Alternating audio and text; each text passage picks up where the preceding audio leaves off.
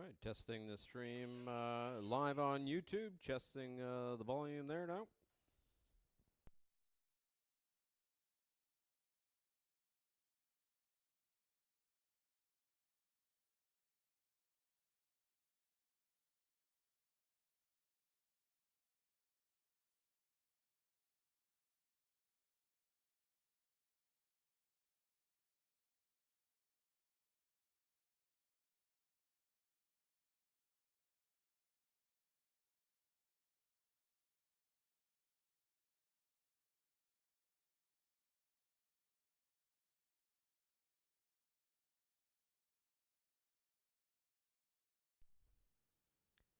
All right, just another quick test there on YouTube, another quick test for audio levels.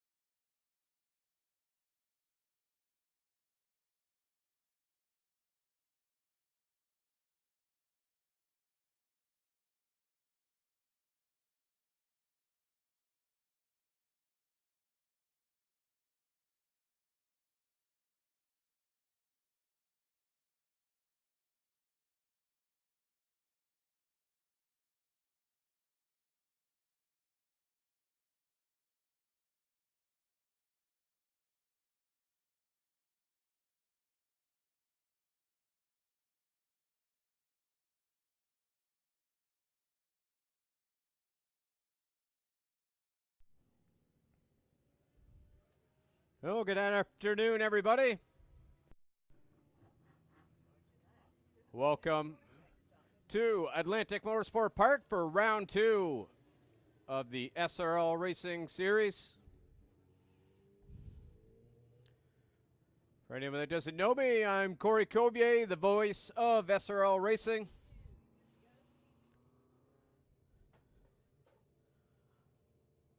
On behalf of the racers, for all the fans, I would like to thank you for traveling out here to Shubenacadie to watch some racing here, which is starting off before our lunch break with the Nova Drilling Catch 22. Shout out to the sponsor, Nova Drilling. Nova Drilling provides geotechnical, environmental, and marine infrastructure drilling services throughout the Maritimes and Nunavut. Their main type of drilling offered is diamond core, which provides a bedrock core sample for engineering consultants to design foundations and install monitoring wells. Shout out to Nova Drilling.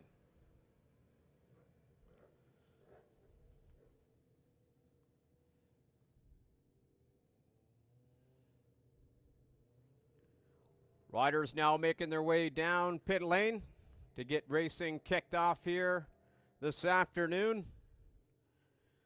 Grid is placed by the championship points, and the current championship leader out of Parlsboro on board a 2013 Honda CBR 600. Sponsored by Nicole Burr and Asylum Racing. That is the 15 of Pat Patterson. Middle of the front row, rider number 88. Out of Shubenacadie, Nova Scotia, on board a 2005 Kawasaki ZX6R. Sponsored by HBA Chartered Professional Consultants, the 88 of John McRae. Making up the front row, out of Badek, Nova Scotia, on board a Yamaha R3, sponsored by Nova Drilling and Badek Marine. That's the 295 of Angus McLarty. I'm going to get that right one of these times, Angus. Second row sees the 12 out of Cole Harbour, Nova Scotia, on board a Kawasaki Ninja 400. That is the 12 of Ian Forster. Making up the second row, the 27 out of Lower Sackville, on board a Yamaha R6. Sponsored by Liberty CC and Plus Racing and KYT. That is the 27 of Brianna Mosier. Third row sees the 141 out of Woodstock, New Brunswick, on board a Kawasaki Ninja 250. Sponsored by Tony Martin Plumbing, Downriver Beverage Company, and Sarah Jane. That is the 141 of Tony Martin. Middle of the third row, rider number 73 is Robert McGinnis. And making up the third row, the 53 out of Lake Echo, on board Yamaha R3.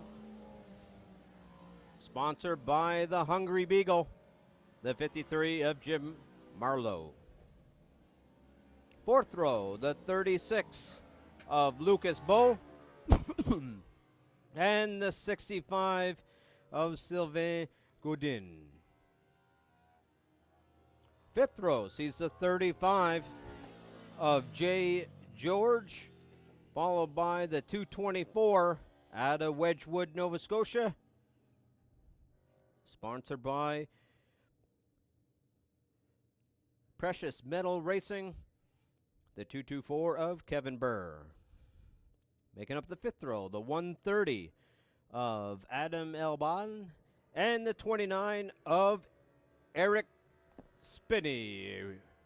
Lights are on, lights are off, and we're racing here.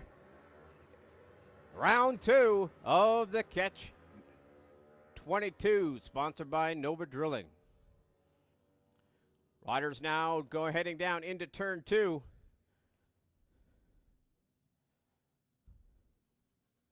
Out of turn 2, looks like it's John McRae, followed by Pat Patterson. Pat Patterson actually might be in third. We'll wait for the riders to get a little bit closer. Actually, no, that is Pat Patterson in second. Angus McClarty in third. Riders now through turn 4. John McRae opening up about half a second there. Now over the top of 5, heading to the back straightaway. John McRae currently second in points. Points leader sitting in second, followed by Angus McClarty, but it is Brianna inside of Angus McClarty into turn 7. Who's that? Ian Forster. He's making a rush for the inside into turn 9. Angus McClarty, though, able to get around Brianna Mosier into turn 9. There was 3 riders there. Ian Forster, Brianna Mosier, Angus McClarty, 3 of them side by side into turn 9, and it's Angus McClarty coming through in third.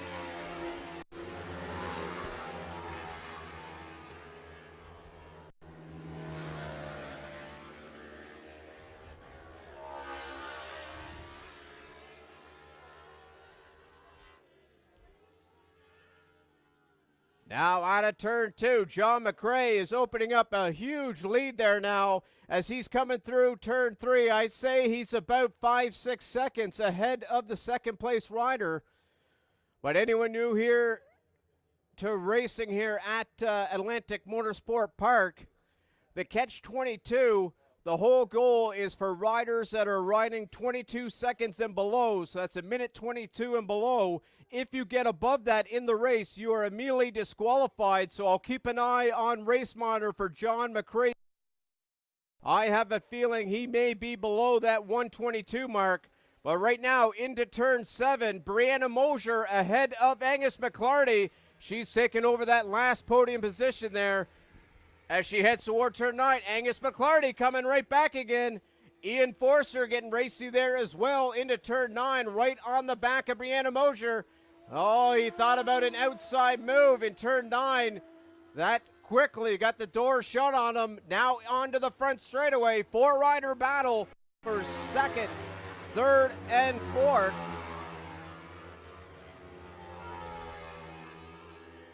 And sure enough, across the line as I was watching that battle, John McRae,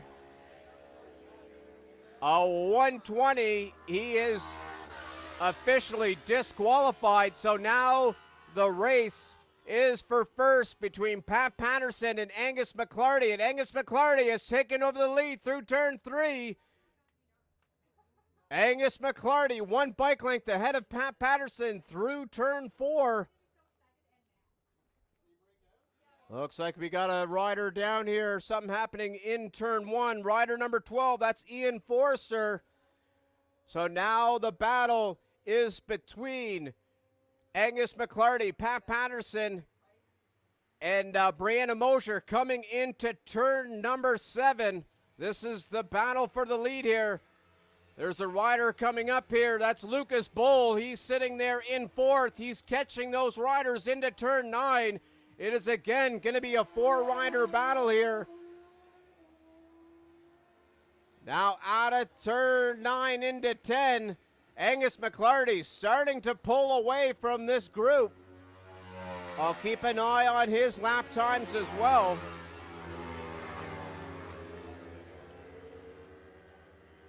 Angus McClarty putting in his fastest lap, but he's a second away from that 122 mark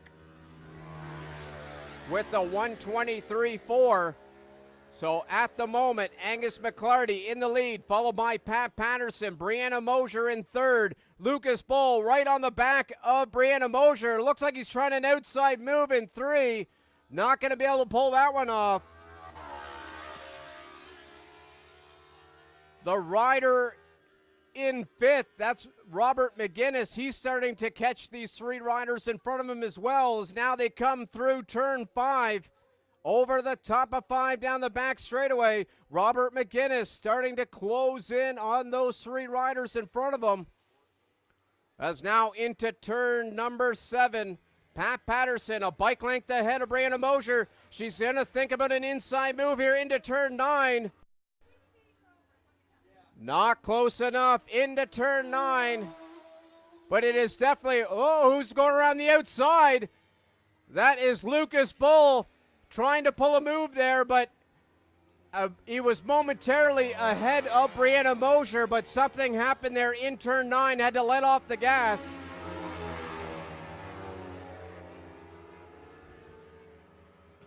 So down into turn 1, Angus McClarty still holding off, getting below the 122s with a 123 out there.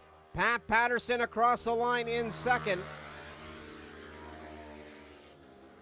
Now to turn 2. Pat Patterson, followed by Brianna Mosier. It is Lucas Bull there in 4th as they head now towards turn 4. Only a couple of bike lengths between those 3 riders, and that's for 2nd, 3rd, and 4th. Robert McGinnis still back there a little bit. Lucas Bull on the inside of Brianna Mosier up into turn 5. Not able to pull that move off down the back straightaway. We'll see what happens here into turn 7. Brianna Mosier is looking to get side by side with Pat Patterson. She has taken over 2nd place. Into turn 7. Here comes Lucas Bull. He might try an inside move here into turn 9. Just not close enough. Robert McGinnis, a great drive through 7, 8, and 9, is now right on the back of this battle for the last couple of podiums here in this Nova Drilling Cat 22. Riders now making their way onto the front straightaway. Brianna Mosier, followed by Pat Patterson. Lucas Bull in 4th, followed by Robert McGinnis and Tony Martin in 6th.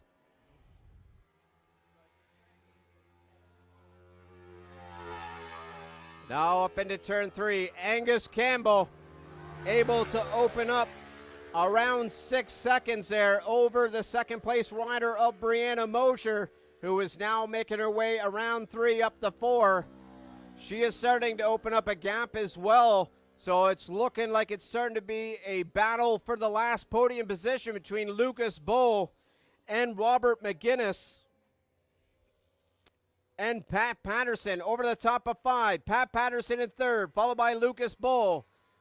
Now, if you're up here in the tower, you can see turn 7. Watch Robert McGinnis close in on Lucas Bull here. I have a feeling he's going to try an inside move here into 9. Here he comes. Robert McGinnis going up the inside. Not close enough to pull off the move.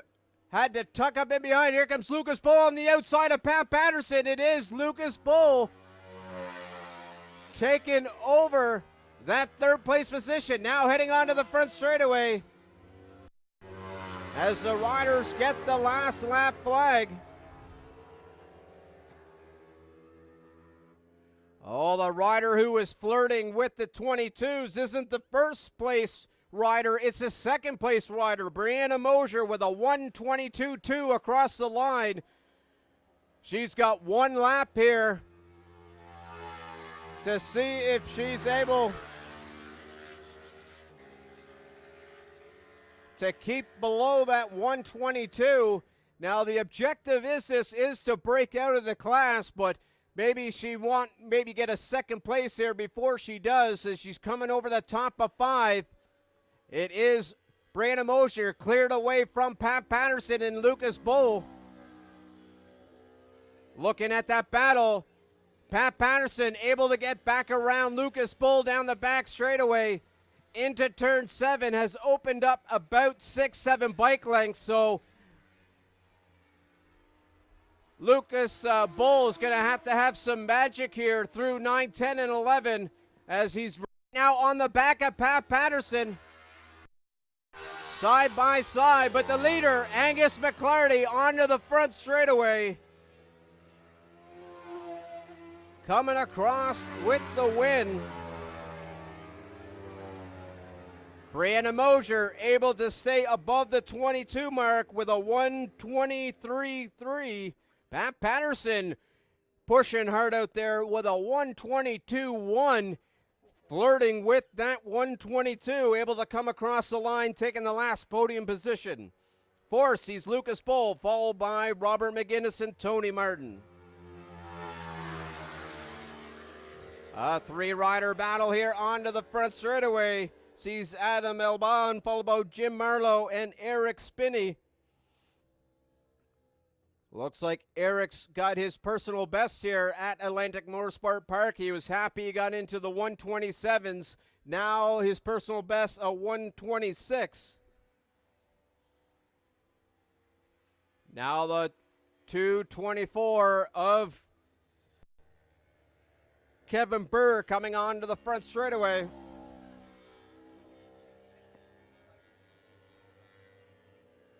Coming across the line in 10th.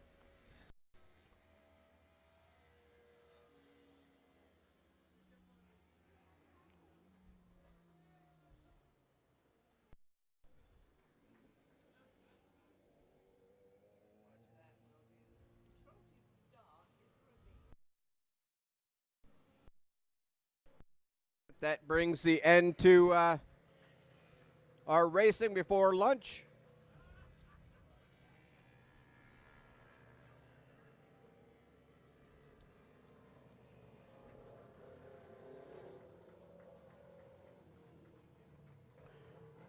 We'll kick off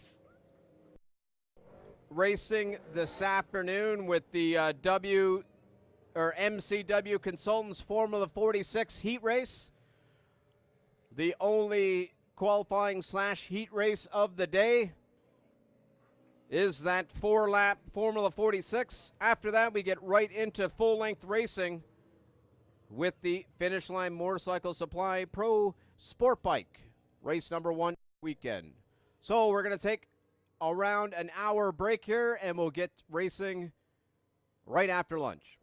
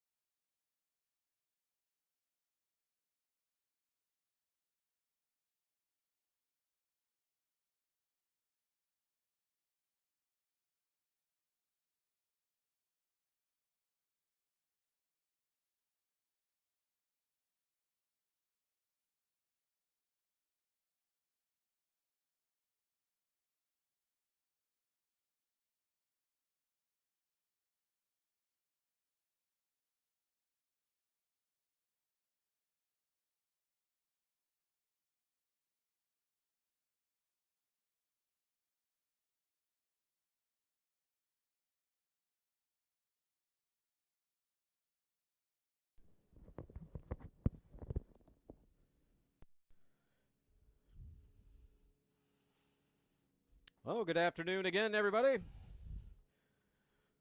As you heard earlier there, the 5-minute call went out for the heat race, which is the MCW Consultants Formula 46 4-lap heat race.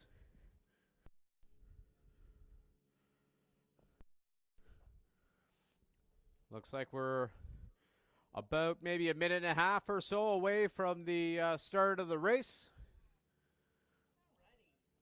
Give a shout out to the sponsor, MCW Consultants is a fully integrated mechanical and electrical consulting engineering service company with more than a half-century of consulting experience. Projects include the Canadian Forces College residence in Ontario, Rogers Place in Edmonton, engineering performance certificates for the sArl Tupper Mechanical Building and Clinical Research Center Dalhousie, and the Lights Off Green On Halifax School Board. Shout out to MC Consultants for sponsoring the Formula 40 category this year.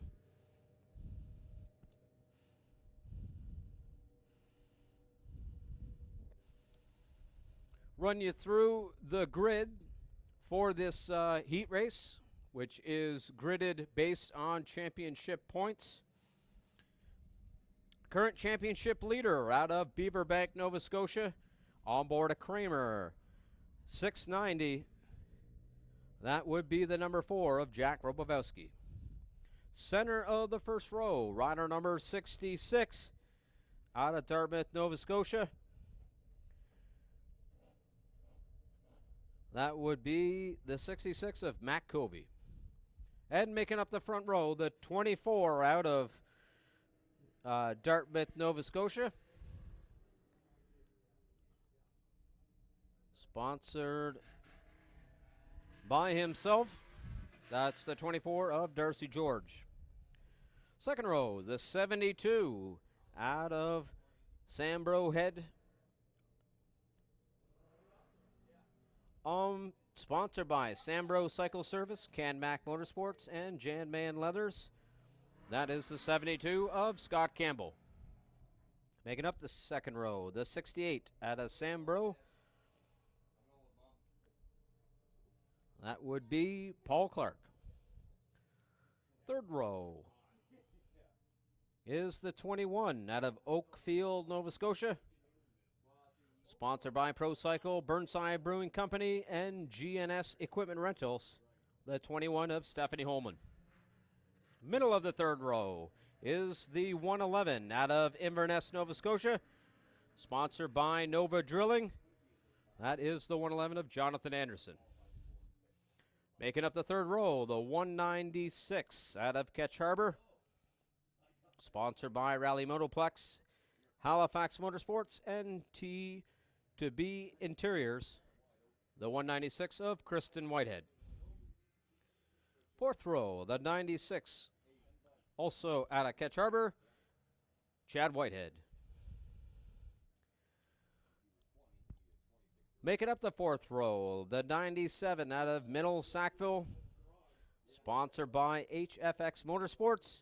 That is the 97 of Dwayne Finley. On to the third row, the 63 out of Moncton, New Brunswick. That is Bobby Couturier.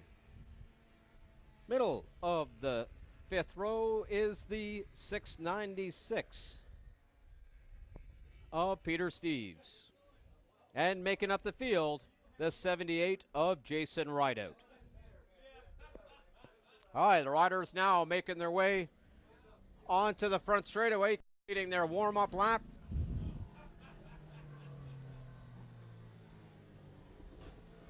Kevin Stolman there with the red flag in hand, letting the riders come to their position. So we are seconds away from racing action resuming this afternoon.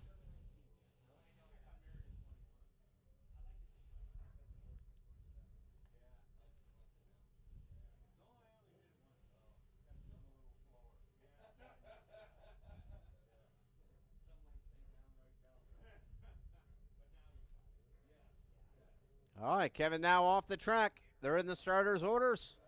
Flag is up. Flag down. And we're racing.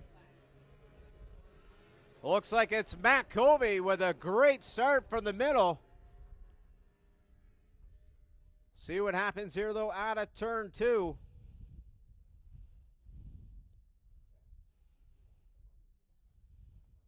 It is Matt Covey, followed by Jack Robowski. Darcy George in third, followed by Paul Clark in fourth.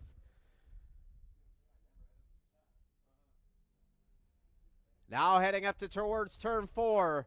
Matt Covey about 3 bike lengths ahead of Jack Robowski. We'll see here now over the top of 5, though. On that Kramer, over the top of 5, should be able to reel in Matt Covey, who I believe he is on his Kawasaki 500.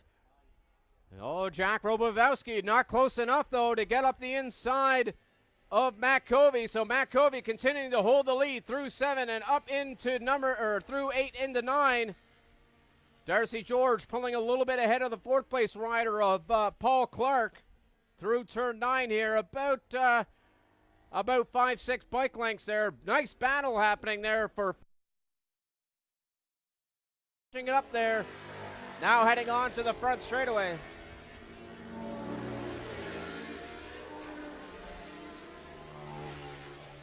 On to the front straightaway. The 2 Whiteheads side by side. It is Kristen Whitehead taking the outside in turn 1, getting around Chad Whitehead.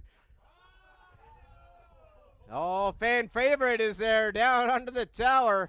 Kristen Whitehead moves up into 4th.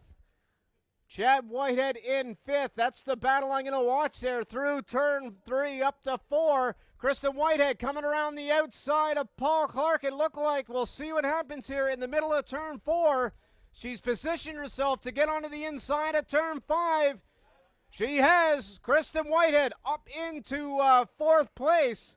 So now she's going to have to try to hunt down Darcy George, as she's going to want to try to start the race on the front row. Now up through turn 7. Back up to the leaders. Matt Covey, 2 bike lengths ahead of Jack Robowski.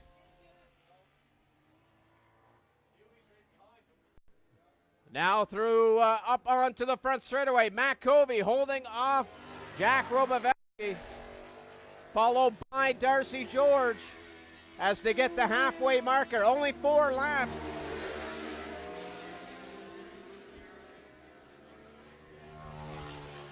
Chad Whitehead side by side with Paul Clark. Looks like he pulled the same move that Kristen pulled on him a lap earlier. Able to get around the outside of Paul Clark down into turn 1. And he has taken over that 5th place position. See if he's able to track down Kristen through turn 3. At the moment, 5-6 bike lengths between those 2 riders. Back up to the leaders. Matt Covey over the top of 5. Jack Robowski a little bit closer, but Matt Covey got a great drive down turn 5, able to hold off Jack Robowski into turn 7. But Jack looking hungry there into turn 9, just not close enough. Now into turn 9. Darcy George about 6 bike lengths ahead of Kristen Whitehead. Chad Whitehead able to get onto the back of Kristen. But now they have 1 lap to go as they cross the line.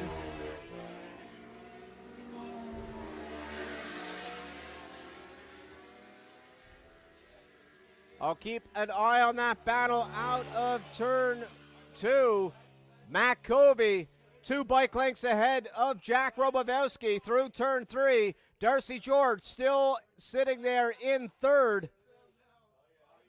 Kristen Whitehead, half a bike length ahead of Chad Whitehead through turn 3. So right now, 2 battles happening. Over the top of 5, Matt Covey and Jack Robowski. Through turn 4, Kristen Whitehead and Chad Whitehead. But here comes Jack Robowski side by side with Matt Covey. Matt Covey, is he going to let up? He has. Matt Covey back into 2nd. But here comes Kristen Whitehead tracking down Darcy George.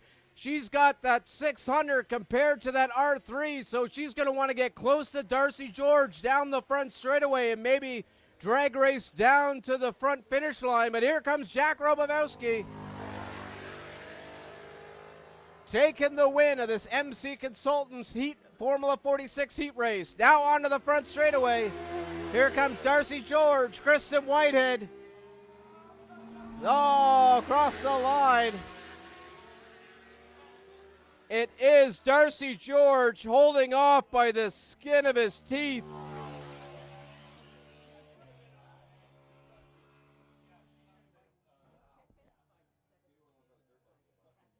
Kristen Whitehead across the line, putting in her fastest lap of that heat race. Coming across in fourth, Chad Whitehead in fifth. Third row is going to see Paul Clark, number 68, followed by Peter Steeves and Dwayne Finley. Fourth row is going to be Jason Rideout, Stephanie Holman, and Scott Campbell making up the field.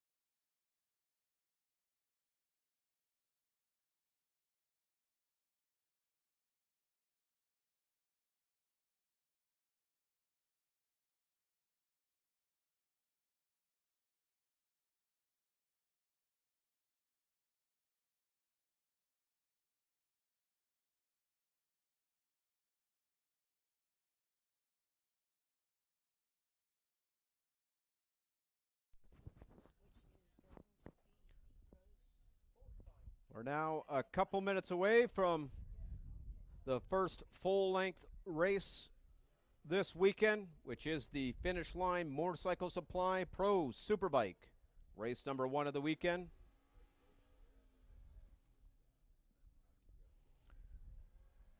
Shout out to the sponsor, Finish Line Motorcycle Supply. In 2019, Albin came to AMP to take the HPRA, returning the next race round to get out and do a bit of racing. Albin kept asking people where they buy their race parts locally, as every time I wanted to upgrade a part of my bike to make it into a race bike, I had to order it online, with a response that there was no local business dedicated to race parts. Every chance, so let me step back. Albin decided to take the chance and start Finish Line Motorcycle Supply. Since then, every chance he's gotten, he's added more stock with the support of local riders, along with now growing into a support for riders in other areas. So shout out to Albin Neves there in the middle of the paddock. I can see him wheeling some tires and everything out, changing tires for the riders. Speaking of tires, as you can see, looking up at the skies, Albin, see, getting people's spare rims fitted with a set of rain tires in case the unfortunate happens here and the skies open up. But I do have the tap turned off here in the tower, so far so good.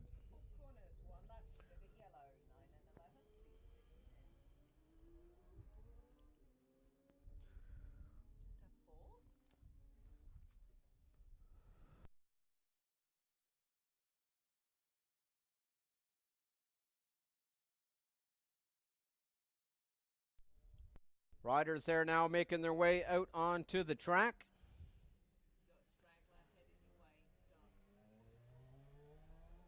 It looks like Andy Hutchinson trying a new bike there, not his signature bright yellowy neon green looking bike. Unfortunately, due to getting to pit lane late, he'll have to start this race from pit lane. Well, the riders now heading down the back straightaway, run you through the order. The current championship leader, rider number 17 out of Upper Coverdale, on board a 2015 CBR 600, sponsored by his credit cards and his wife. That is the 17 of Caleb Knowles. In the middle of the front row, rider out of Kokan, New Brunswick, on board a 2009 Honda CBR 750, sponsored by the government of Canada for giving him a paycheck, his ego for spending all my paycheck, and not Sasha. That is the 5 of Mario Rochard. Front row sees the 62 of Phil Warnell. And making up the field, the 41 of Carlos Roberts and the 37 of Andy Hutchinson. And here the racers now heading down turn 1.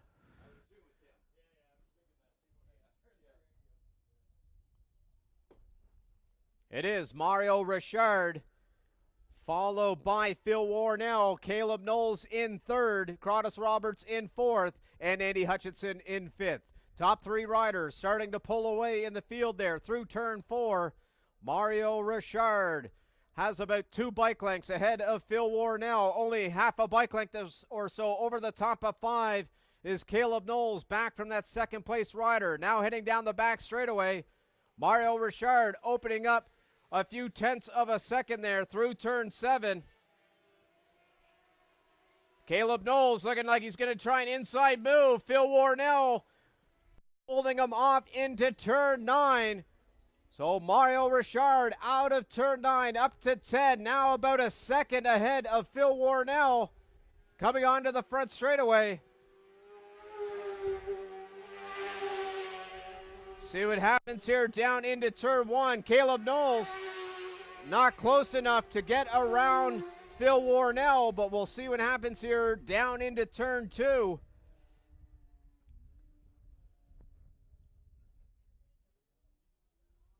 It is still Phil Warnell holding off Caleb Knowles. Mario Richard across the line was 1.5 seconds, but that has opened up to, I believe, 2.5, 3 seconds here now as they make their way through turn 4, heading towards the roller coaster.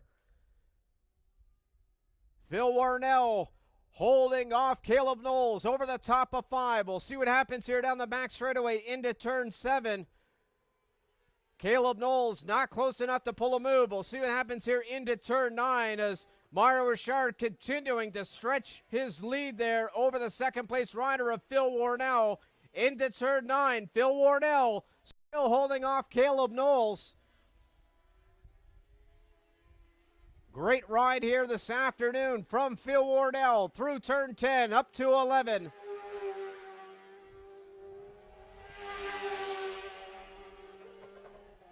Oh, it looks like he missed a gear there coming onto the front straightaway. Caleb Knowles side by side with Phil Warnell.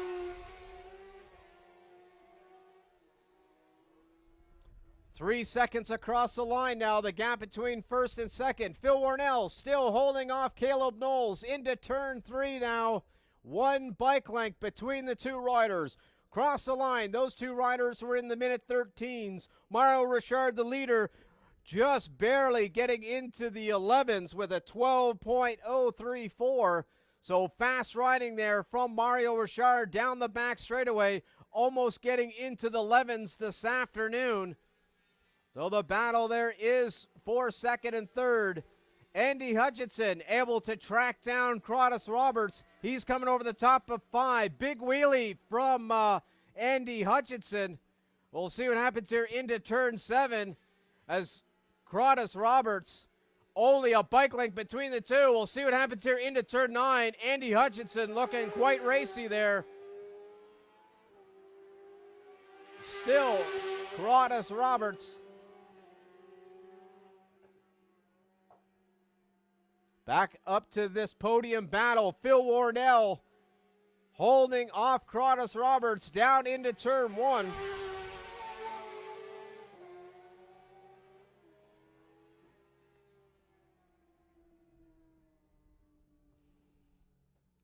Now through turn 3. Phil Warnell half a bike length ahead of Caleb Knowles.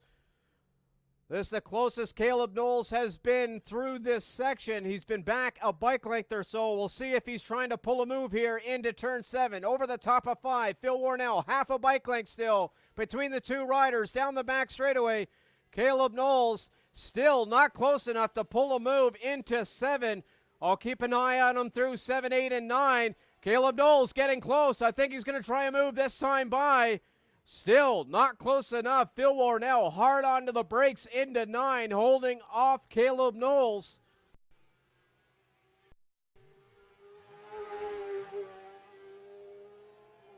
All across the front straightaway, Mario Richard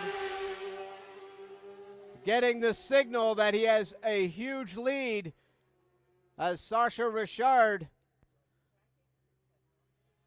spreading her arms really wide open there. That's to tell the rider of the gap back behind them.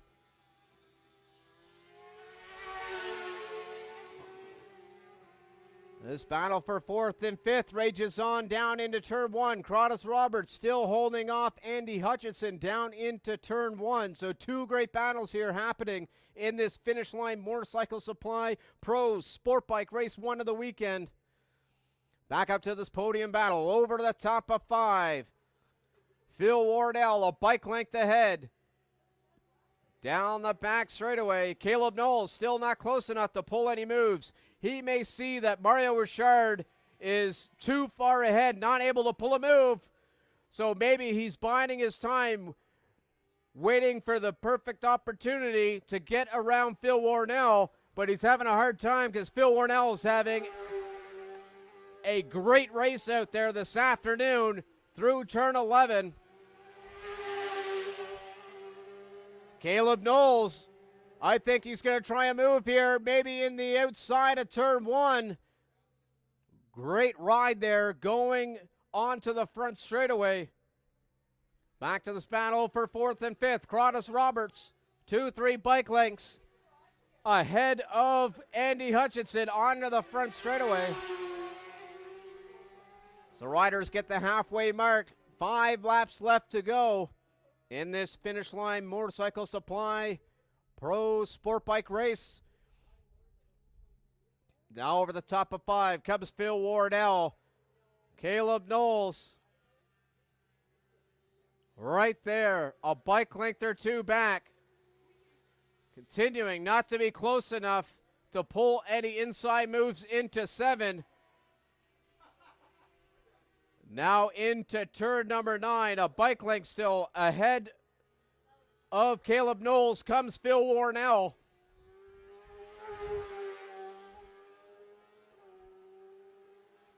On to the front straightaway, Phil Warnell. Caleb Knowles. 2 riders pushing hard out there in the 13s. Mauro Richard continuing, even with this 8-second lead, continuing to push in the 12s as he makes his way around turn 3. Oh, looks like Caleb Knowles was going to try an inside move into 3. Not close enough to pull that move off.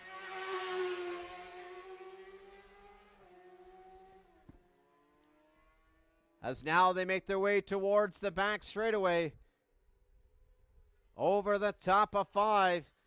Caleb Knowles right on the back at Phil Warnell. But through 6A and 6B, the middle of the back straightaway, Phil Warnell seems to get a couple of extra bike lengths through there. But Caleb Knowles side by side with Phil Warnell. But Phil Warnell lets off the brakes. Shuts the door on Caleb Knowles into turn 9.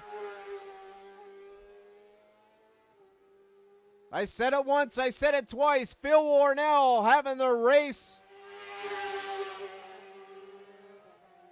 of the day out there, holding off Caleb Knowles.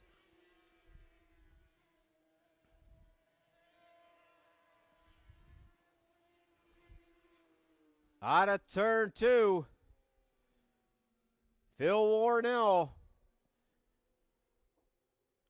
Bike length ahead of Caleb Knowles. He ran a little wide there in turn 3. Caleb Knowles, I thought he was going to do an inside move through 3 up to 4. But unfortunately, not close enough for Caleb Knowles. Out over the top of 5. Phil Warnell, this is the closest that Caleb Knowles has been through 6A and 6B, but still not close enough. Phil Warnell has a great drive down the back straightaway. Here comes Caleb Knowles again. Not close enough. Phil Warnell taking the tight inside line. Defensive move. It's gone. Caleb Knowles. Has he gone up the inside? No. Phil Warnell shut the door halfway through turn 9. Knowles was the closest he's been to taking over that second place. Another defensive move into turn 1, taking the inside line away from Caleb Knowles.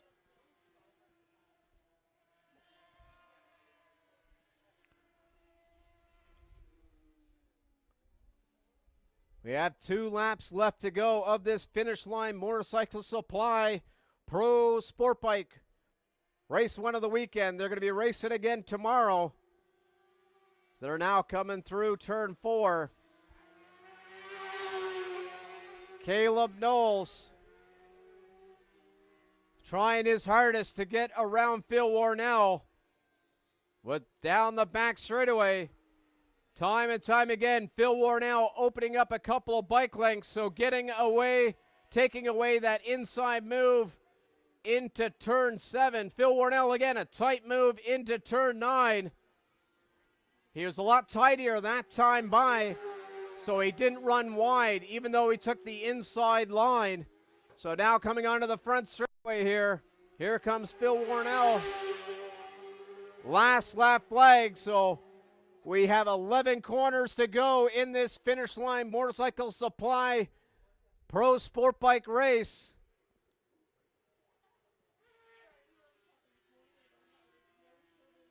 See, out of turn 2, Phil Warnell, half a bike length ahead of Caleb Knowles. Out of turn 3, Phil Warnell, great drive, holding off Caleb Knowles through 3 into 4.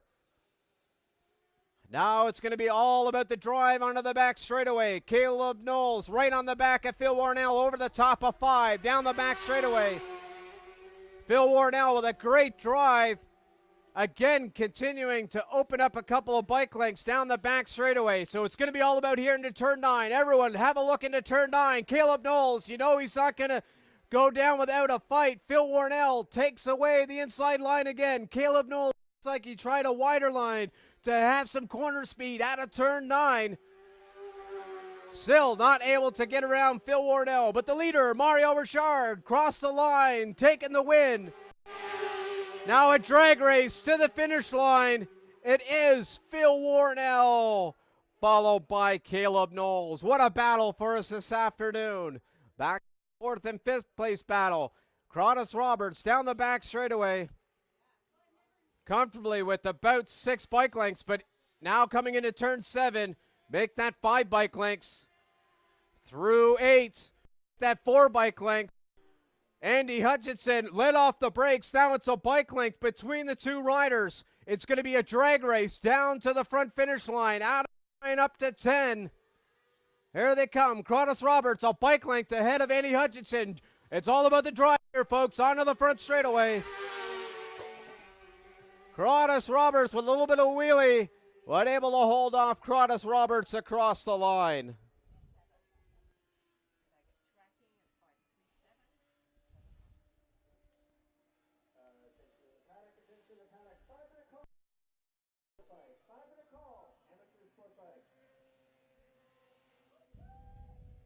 Looking at the lap times, Phil Warnell put in his fastest lap of the race, that last lap, knowing he had to put everything on the line to hold off Caleb Knowles. 3 thousandths or 8 thousandths of a second away from getting into the 12. Putting on a great show for us this afternoon.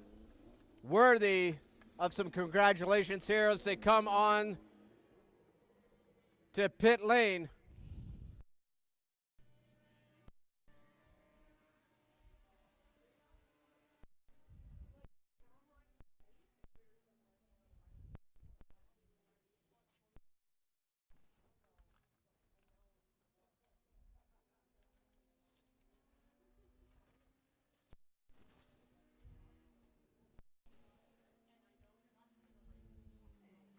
Oh, as you just heard, the next race is going to be the Good Robot Brewing Amateur Sport Bike.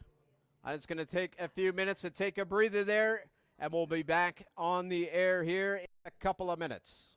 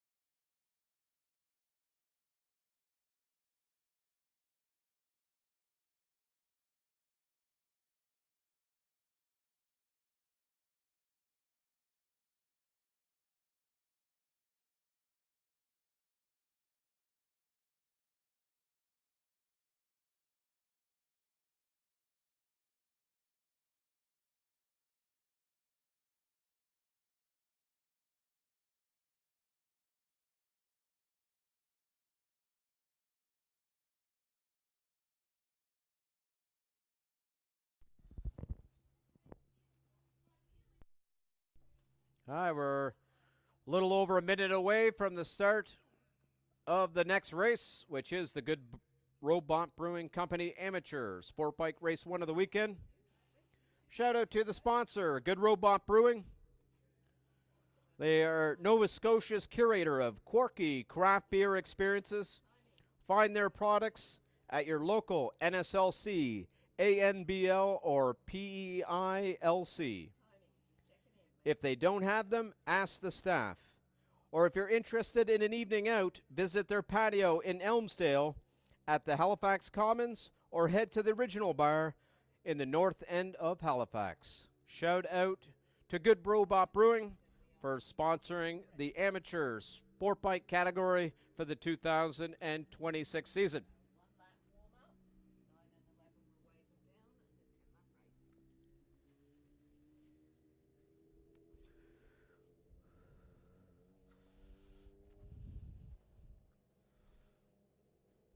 Riders now making their way down pit lane. So we are seconds away from the riders heading out onto the track.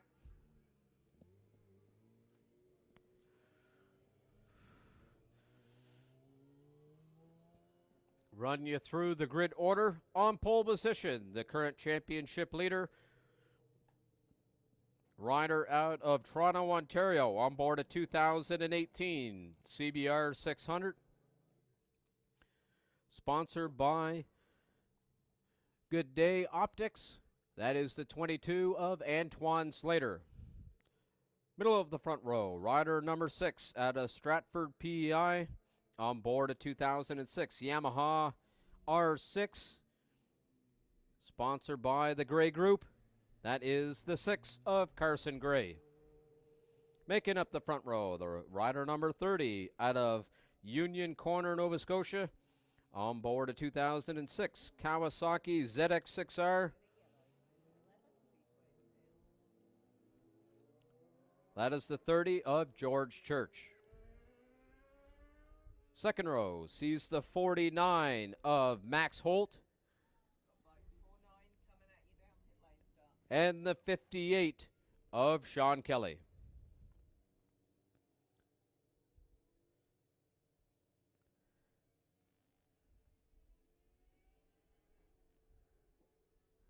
And making up the grid on the third row, rider out of Brookfield, Nova Scotia, on board a 2008 GSXR 600. Sponsored by Four Seasons Central Washing, Pro Cycle, Miller Time Racing, and Finish Line Motorcycle Supply. That is the 61 of Bailey Ives.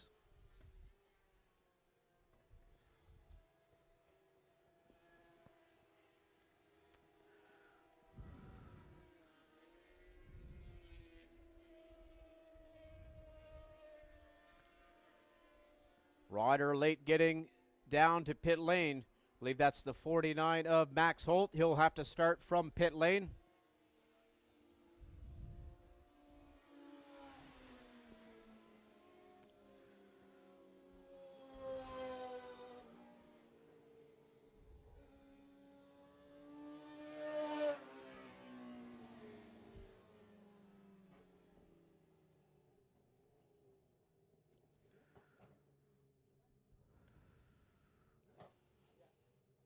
Riders now in their grid positions. We'll see Kevin Stoneman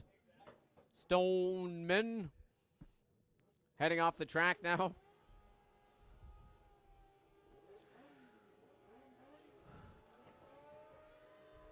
Geez, I think someone's going to blow up their bike, and I don't think they let off the throttle the whole time. Oh, it was Antoine Slater.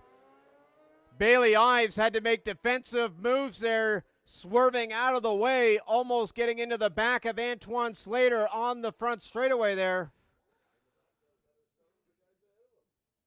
Now coming out of turn 2, it is Carson Gray. I believe that was Bailey Ives from the back row, getting all the way up into second place. In third is Sean Kelly. Antoine Slater up the inside of that fifth place rider. I believe that is George Church. And Max Holt there making his way through turn 4. Down the back straightaway, Carson Gray coming into turn 7. About 3-4 bike lengths ahead of Bailey Ives.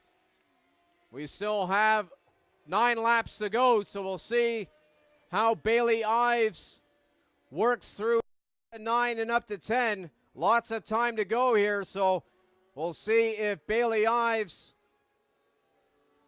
elects to just get up in back behind Carson Gray, make a move here, or if he's coming quick and gonna try and get a move early on.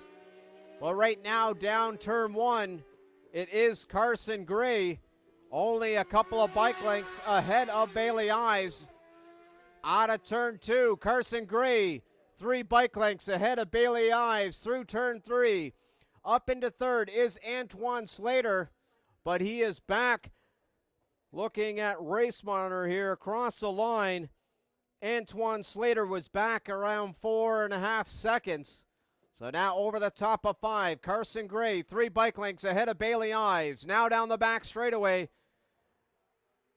Bailey Ives not close enough to get a move here into turn 7, but he's only about 3 bike lengths back there. Carson Gray opened up a couple of bike lengths there up the top of 7 into 8, so not able to get an inside move here. Was Ives this time by. Is 3 bike lengths back there. Here comes Carson Gray around turn 10, up 11, onto the front way. A little bit of a bobble onto the front straightaway from Bailey Ives, pushing hard.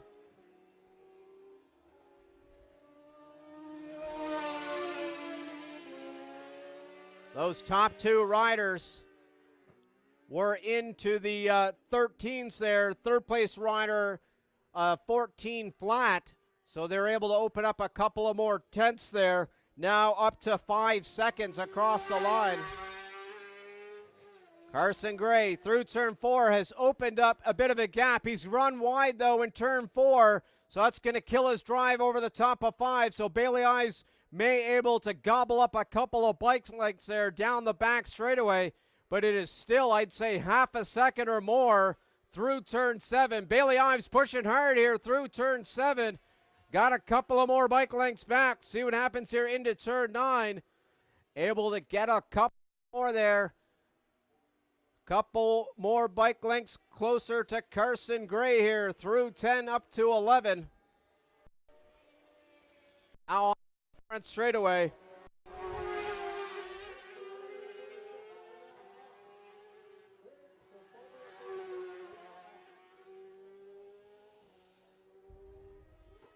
Down into turn 1, Carson Gray with almost a minute 13 flat.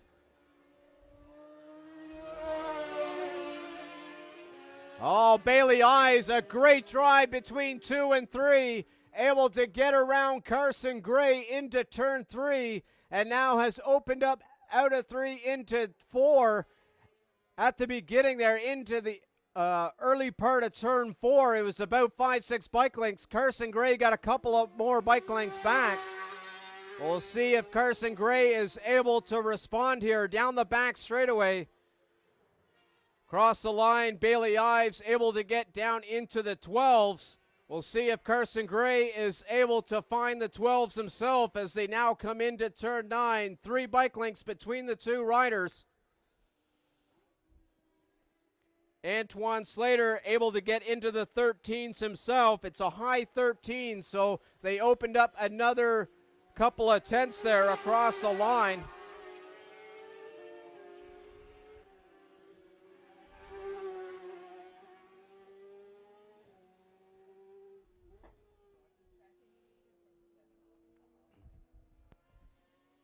Waiting for the riders to come out of turn 2 here. Bailey Ives, Carson Gray has great drive into 2. He is now right on the back of Bailey Ives through turn 3. I guess the question has been answered of whether Carson Gray can answer back, because he was right on the back end of Bailey Ives up to 2, up to 3. They're now heading onto the back straightaway, and it's opened up about 3 bike lengths. But still with 6 laps to go here, lots of racing still to happen in this Good Robot Brewing Amateur Sport Bike Race 1 of the weekend. Now into turn 9. Carson Gray pushing the limit into turn 9. He got within, I'd say, 2 bike lengths there from Bailey Ives. He was back about 4, now heading on the front straightaway. Oh, Bailey Ives with a head shake onto the front straightaway. Able to keep the power to the ground there and holding off Carson Gray down into turn 1, but it's still only a few bike lengths. Out of turn 2 again, Carson Gray. Great entry and exit speed down into turn 2. 1 bike length between the two through turn 3.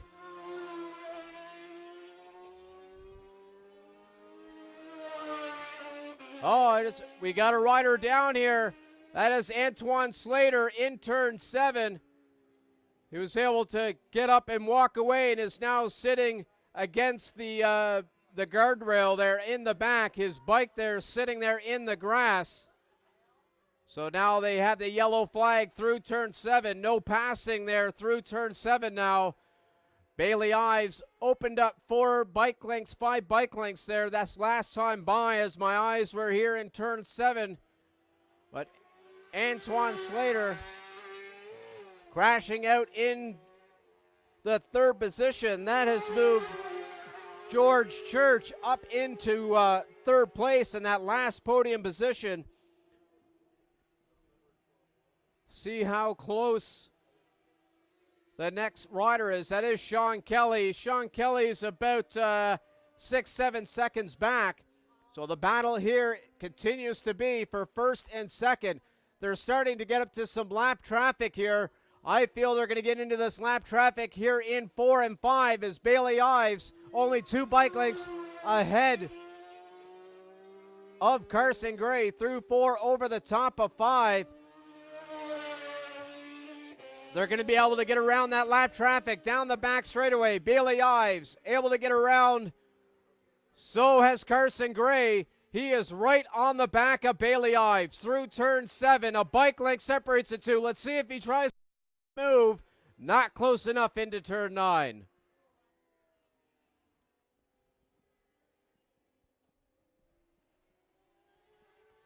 Now into turn 10. 2 bike lengths. On to the front straightaway. Bailey Ives holding off Carson Gray. Bailey getting the signal, letting know that Carson Gray is right there. Both the riders into the 12s.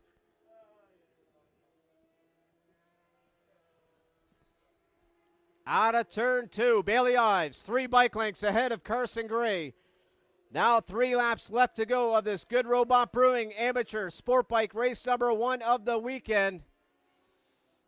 Through turn 3 up to 4. Bailey Ives got a better drive through 3 up to 4 and has opened up about 4 or 5 bike lengths now over the top of 5. See what happens here down the back straightaway.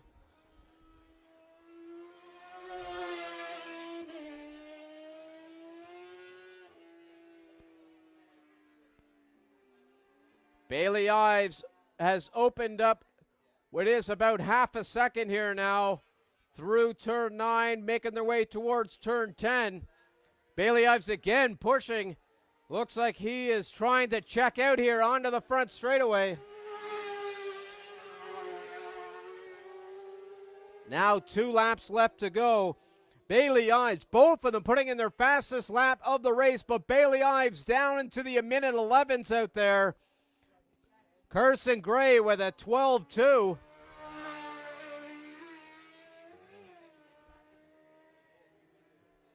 Riders now making their way through turn 3. Across the line, it was actually 1.5 seconds. It looks like it's about 2.5 now in between 3 and 4. So Bailey Ives trying to check out there and is at the moment doing it over the top of 5.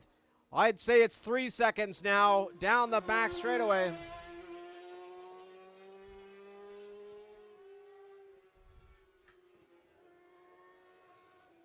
Run you through the order as the leader there coming into turn 9. It is Bailey Ives followed by Carson Gray. George Church moved up into the 3rd place position, followed by Sean Kelly and Max Holt. Leader now coming on to the front straightaway.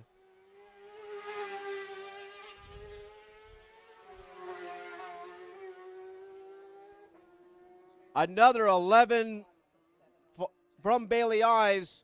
a 13 from Carson Gray, so he may be deciding to take the long game here, knowing that Bailey Ives is doing the national racing, and he's got a championship here locally for Carson Gray, and seeing that Antoine Slater has crashed here in turn 7. This is going to be some valuable championship points. So the leader now coming over the top of 5. It is around 5-6 seconds there. Now down the back straightaway.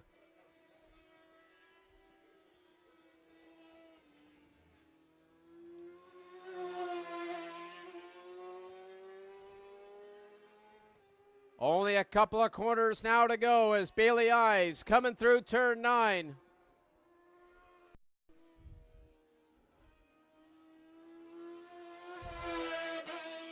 Now through turn 10, coming onto the front straightaway. Here comes Bailey Ives, taking the win, followed by Carson Gray in second.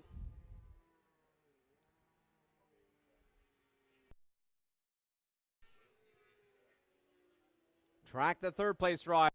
George Church over the top of 5.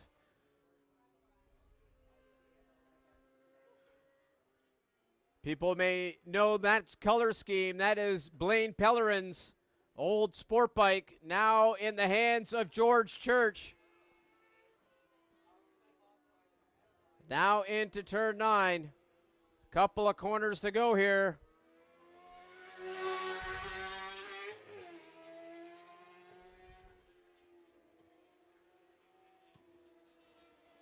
George Church, here he comes on to the front straightaway. Making up that last podium position. Sean Kelly, rider number 58, coming through turn 10 here now onto the front straightaway. Going to be coming across the line in 4th.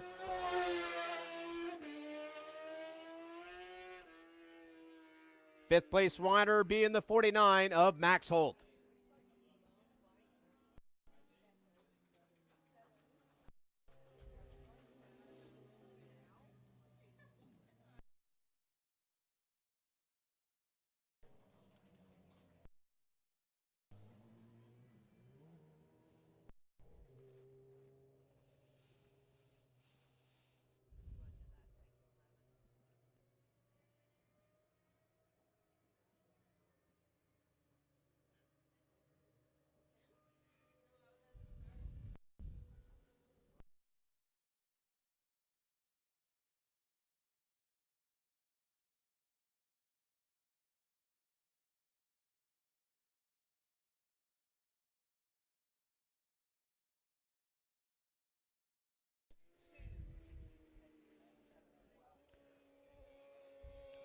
All right, heads up for the riders in the next race, the Albums Plumbing and Heating Pro Superbike race.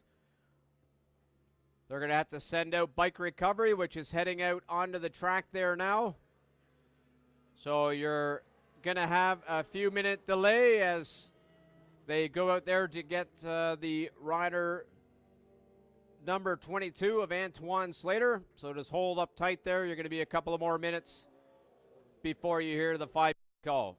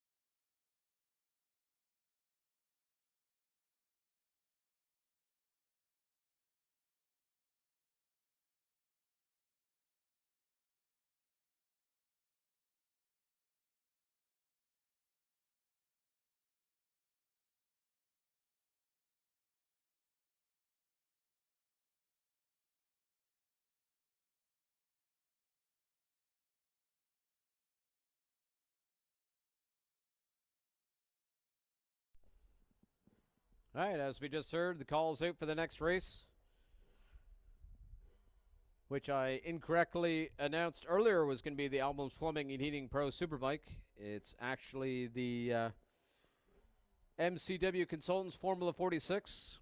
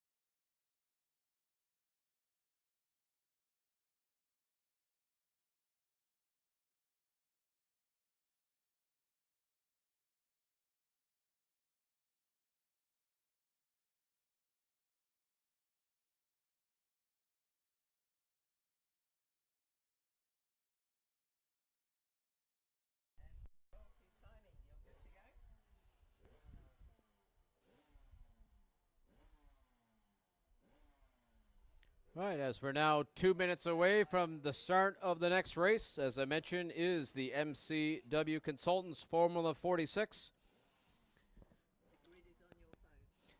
On pole position, rider number 4. Out of Beaverbank, Nova Scotia. On board that Kramer 690. The 4 of Jack Robowski. In the middle of the front row, rider number 66 of Matt Colby. And making up the front row, rider number 24 of Darcy George. Second row sees the 196 out of Ketch Harbor, Nova Scotia.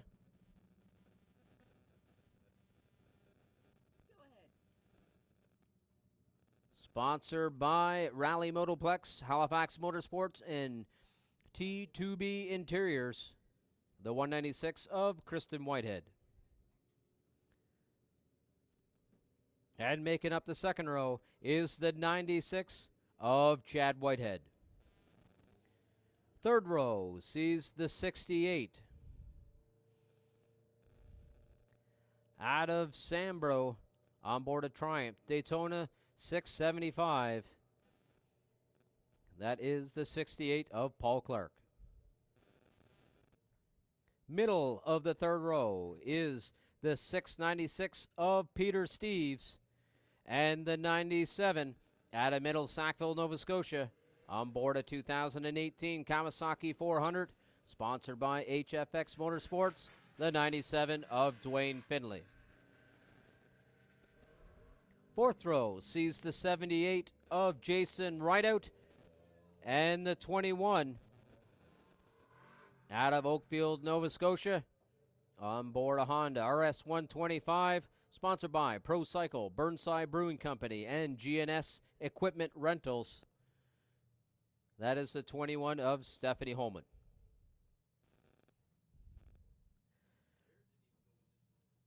Fifth row sees the 72 out of Sambro Head, on board a 2024 CF Moto 450, sponsored by Sambro Cycle Service, Canmac Motorsports, and Janman Leathers. That is the 72 of Scott Campbell. Middle of the fifth row is the 111 out of Inverness, Nova Scotia, sponsored by Nova Drilling. That is the 111 of Jonathan Anderson. And making up the field, rider number 63 out of Moncton, New Brunswick. Self-sponsored privateer, on board a 2004 Suzuki SV650. That is Bobby Couturier.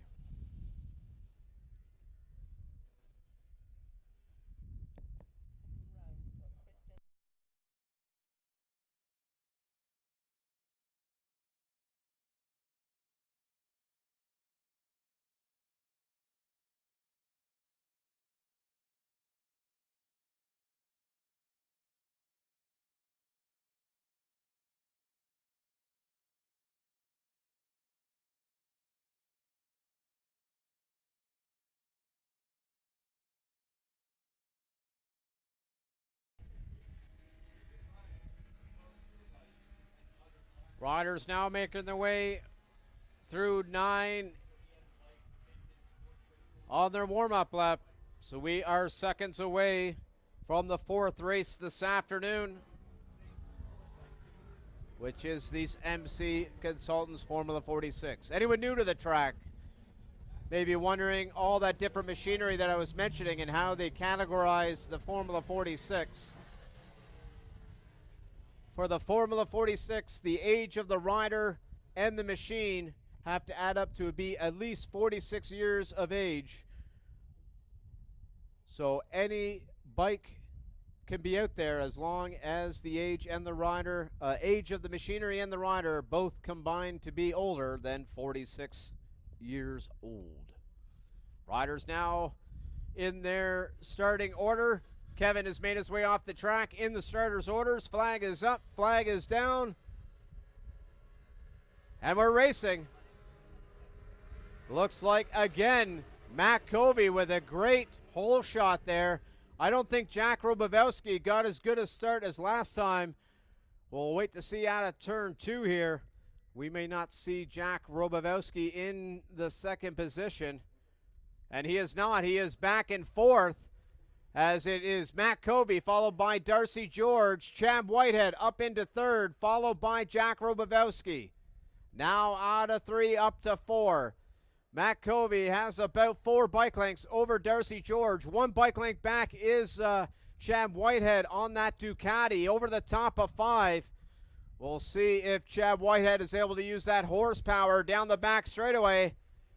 And both Chad and Jack Robowski able to get around Darcy George into 7. Looks like it is Steves there in the 5th position.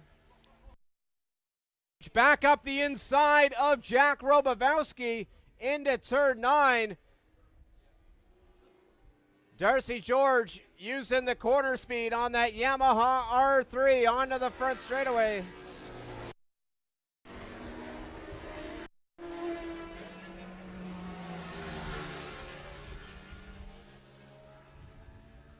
Across the line, it is Matt Covey, followed by Chad Whitehead. Jack Robowski in 3rd. Darcy George, followed by Peter Steves in 5th.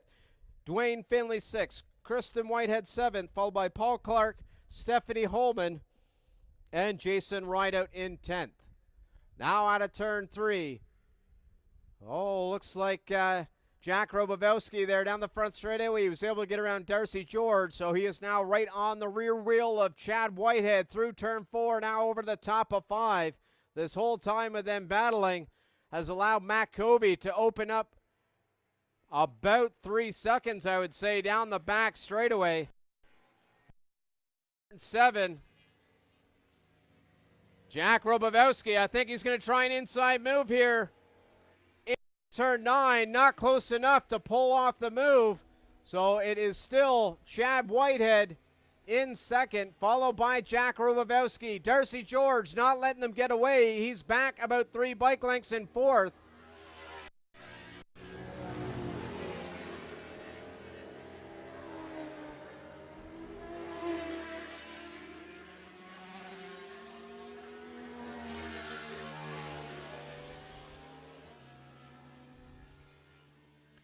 Interesting lap times from Matt Covey. Looking at that for the lightweight race later on in the afternoon. Matt Covey down to the 15s with a 15.8. He'll be contending with Corey Canfield and the others later on in the lightweight category. Now through turn 4 over the top of 5. Matt Covey About 3 seconds, it looks like, still down the back straightaway, followed by Chad Whitehead. Jack Robowski, a bike length back. He's going to try an inside move. He has taken away that second place from Chad Whitehead down into turn 7. Now into turn 9. Darcy George still right there, putting up a good fight there in 4th. Only a couple of bike lengths back from Chad Whitehead. Onto the front straightaway, Matt Covey.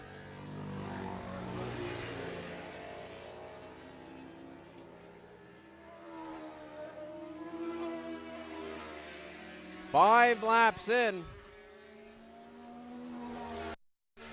Or 5 laps to go. This is an 8-lap race, so they'll get the halfway marker next time by.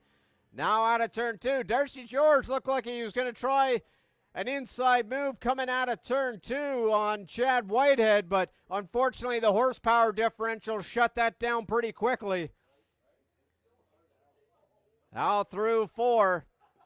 Jack Robowski has opened up a few bike lengths there. Darcy George, I thought he was going to do an inside move on Chad Whitehead into 5. Darcy George riding the wheels off that Yamaha R3.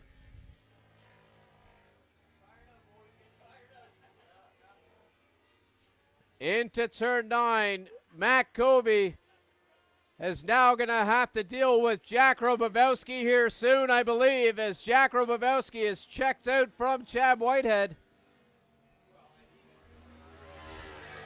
Riders get the halfway marker.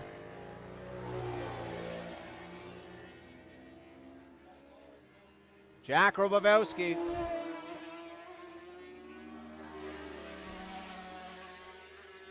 He was almost a second faster than Matt Covey, so he is starting to hunt him down through turn 3 there now. So 2 battles here shaping up. We got the leader, Matt Covey, holding off Jack Robowski. We got 3rd place rider, Chad Whitehead, holding off the 4th place rider of Darcy George. Now down the back straightaway, rider number 66, Matt Covey, holding off the number 4 of Jack Robowski. Now only a couple of bike lengths separate those two. Jack Robowski may try an inside move here into 9. Not this time by. Chad Whitehead coming through turn 8. He's opened up a few bike lengths there on Darcy George, but into turn 9, Darcy able to get hard on the brakes into 9, leaving it as late as possible through turn 10. Onto the front straightaway. Darcy George.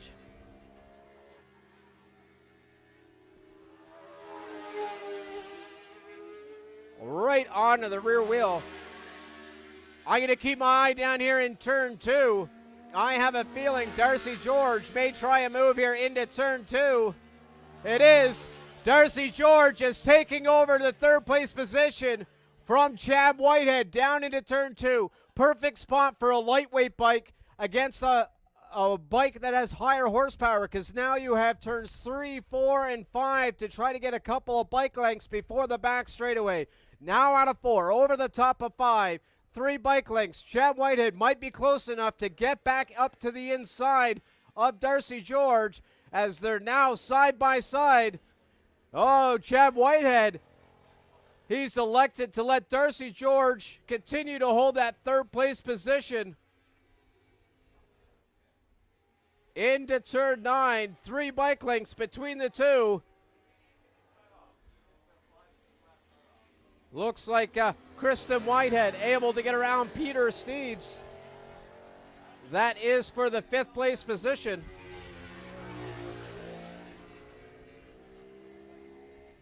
Down the front straightaway, Chad Whitehead right on the back of Darcy George. He had about 5 bike lengths there down the front straightaway, but it looked like he gobbled them up quite quickly.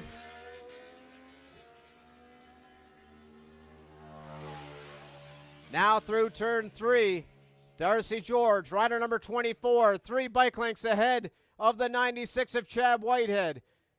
We'll see if Chad decides to try to pull the trigger. It looked like he let off the gas there about halfway down the back straightaway, just electing to Darcy to hold that third place position. Here comes Jack Robowski up the inside of Matt Covey in turn 7, now taking over the lead of this MC Consultants Formula 46. Matt Covey, an inside move into 9, not close enough this time by. Third place rider Darcy George still holding off Chad Whitehead himself, now making his way through turn 9.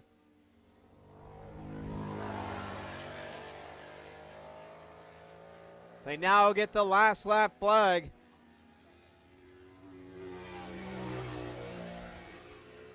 Darcy George, Chad Whitehead, I think he's playing a calculated move. He's going to try to drag race Darcy George and steal it away down the front straightaway. That's my guess. Following the leader, Jack Robowski through turn 4. Now coming onto the back straightaway. He has opened up a gap. So the battle to watch is Darcy George and Chad Whitehead through turn 4. I'm going to say Chad Whitehead is going to stay behind Darcy George. I feel he's going to drag race him down the front straight. Look at this. Oh, he just blew by. Put the words, foot in my mouth, Darcy George. But here comes Darcy George. Let's see if he does an inside move here into turn 9. Chad Whitehead goes on the inside. Pass from Darcy George. But here comes Robowski, followed by Mac. Now, Darcy George tried his hardest, but it is Chad Whitehead coming across the line in 3rd, followed by Darcy George in 4th.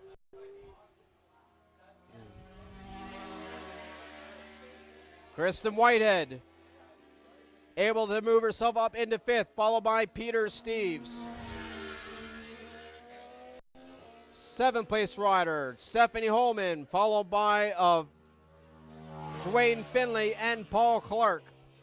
Jason Rideout in 10th, followed by Scott Campbell in 11th.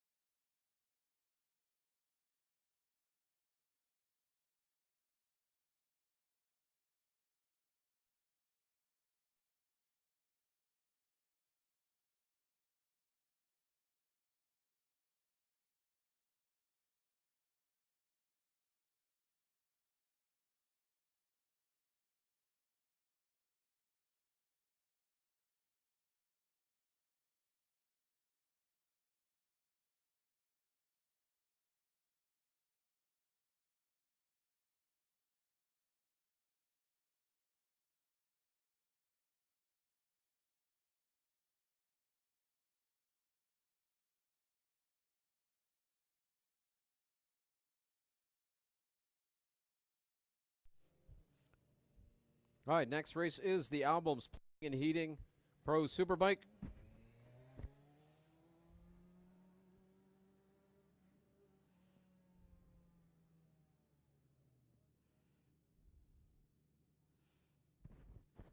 Shout out to the sponsor, Albums Plumbing and Heating. Albin knew from a young age he would own his own company, and in 2003 he started Albin's Plumbing and Heating Limited as a service-based company that also did plumbing and heating in full custom homes with high attention to detail, as every home was being plumbed for himself. Later on, he moved into plumbing commercial properties and the insurance industry as well. Shout out to Albin's Plumbing and Heating for sponsoring the Pro Superbike category for the 2026 season. Now I'll run you through the order. Pole position, the current championship leader, rider number 80 out of Dartmouth, Nova Scotia. On board a 2018 Honda CBR 1000. Sponsored by RPM Cycle, Darren Marshall, and HFX Decals. That is the 80 of Blaise Fougier. Middle of the front row sees the 17 out of Upper Coverdale. That is Caleb Knowles. And making up the front row, the 67 out of Stewiacke, Nova Scotia. On board a Kawasaki ZX-10R. Sponsored by Dexter Construction. The 67 of Tim Storer. Second row sees the 37 out of Ellerslie, PEI, on board a 2009 Yamaha R6. I see him on a different bike there, so not sure what the purple bike is there.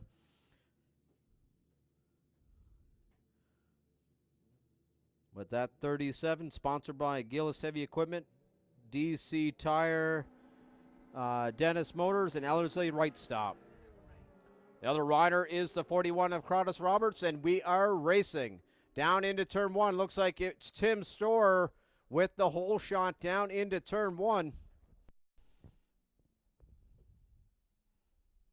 Out of turn two, it is Tim Storer, followed by Caleb Knowles, Blaise Fougier in third, followed by Crowdus Roberts and Andy Hutchinson in fifth. Now through turn four, a bike length separating the top two riders. Blaise Fougier back a couple of bike lengths over the top of five. Now down the back straightaway, ZX-10R versus that CBR 600 and the CBR 1000 of Blaise Fougier. Into turn seven, single file. Into turn nine, looks like Caleb Knowles was thinking about an inside move into nine. Blaise Fougier himself was thinking about an inside move, but it stays status quo with Tim Storer holding off Caleb Knowles. Now onto the front straightaway comes the three riders. Caleb Knowles, a great drive, but here comes Blaise Fougier.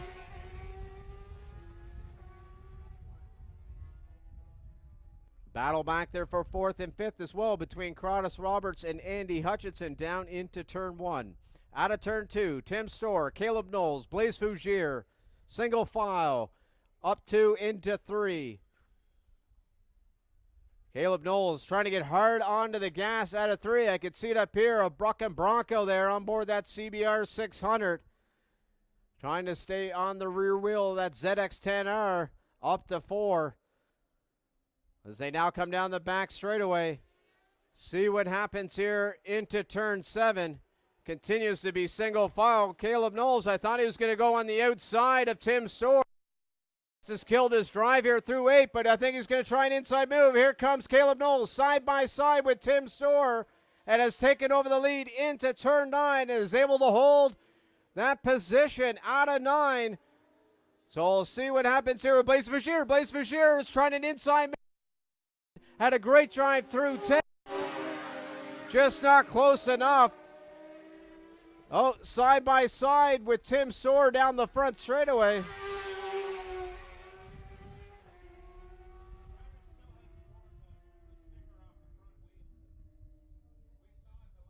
Out of turn 2, Caleb Knowles, 3 bike lengths ahead of Tim Soar, a couple of bike lengths ahead of Blaise Fougier. We'll see if Tim Soar is able to answer back here. At the moment, Caleb Knowles not really able to get away here, so through turn 4, couple of bike lengths over the top of 5. Caleb Knowles, good drive over the top of 5, opened up about 3 bike lengths. See if Tim Soar is going to try an inside move. No, not close enough to try to get to the inside of Caleb Knowles in 7. Blaise Fougier, great drive through 7. He's going to try a move, folks, into 9. I can see it coming, but Tim Soar had a little inside move there into 9, shutting the door on Blaise Fougier. So now Caleb Knowles out of 9 into 10. Open it up. Here comes Blaise Fougier. Again, trying an inside move into turn 11.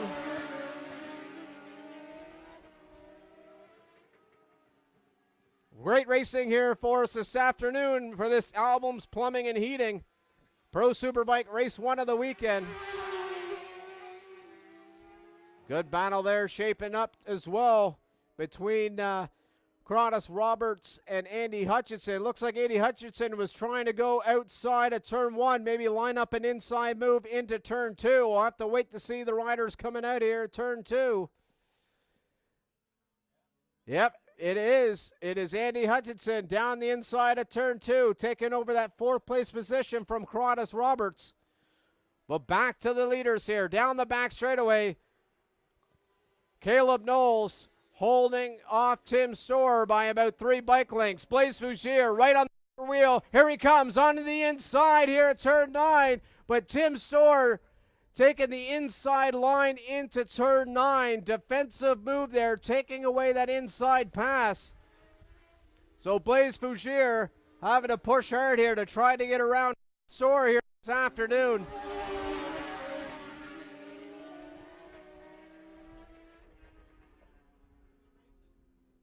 Down into turn 1, across the line, there was only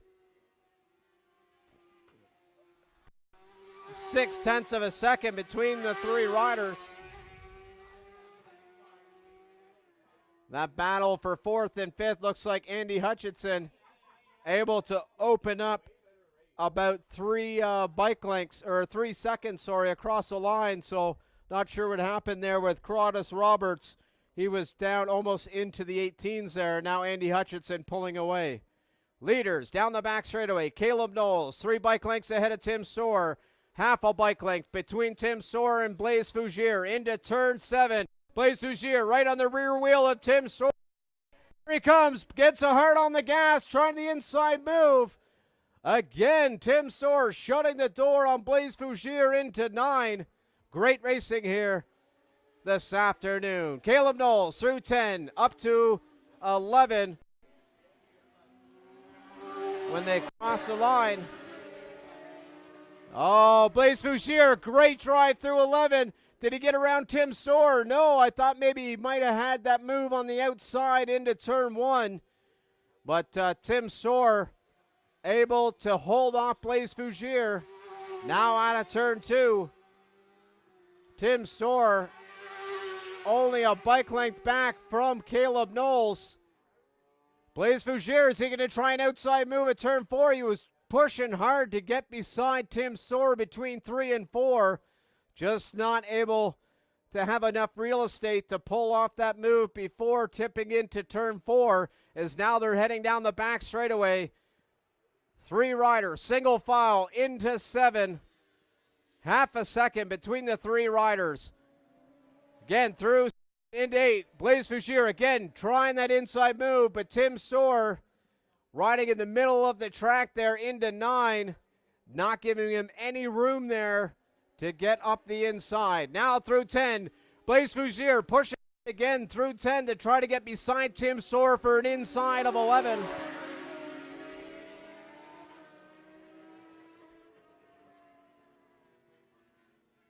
Oh, looked like Tim Soar is able to get up the inside of Caleb Knowles on the inside of 1. It was a little hard to see up here. I don't know how close that was. But here he comes out of turn 2.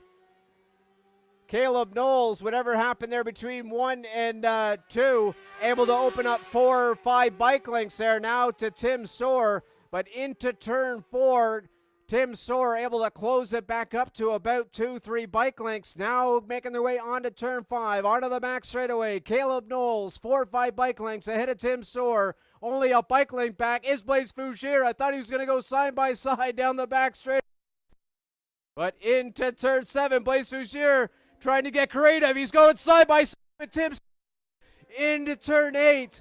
That didn't work out as Tim Soar now the inside of 9. Blaise Fougere side by side with Tim Soar in turn 9. Holy, I'm losing my breath there. What action we got this afternoon. Through 10, up to 11. Tim Soar doing everything he can to hold up Blaise Fougere. Blaise able to get around and get right into the front of Tim Soar to take away that inside move into 11. He was almost saying, this is my position, it's time to go. Let's see what happens here. We still have 7 laps left to go, so now it's going to be between Caleb Knowles and Blaise Fougere. We'll see if Tim Soar is able to latch onto the back of Blaise Fougere and start chugging towards Caleb Knowles. But right now it looks like Blaise Fougere pulling away from Tim Soar down the back straightaway. Eating into that gap up to Caleb Knowles into turn number 7. It's down to about 5-6 bike lengths. It was opened up across the line to 1.5 seconds. But I'd say it's down to about 0.3 of a second there through turn 9. So Caleb Knowles, Blaise Fougere, we're going to be battling here for the lead here. And a couple of corners onto the front straightaway.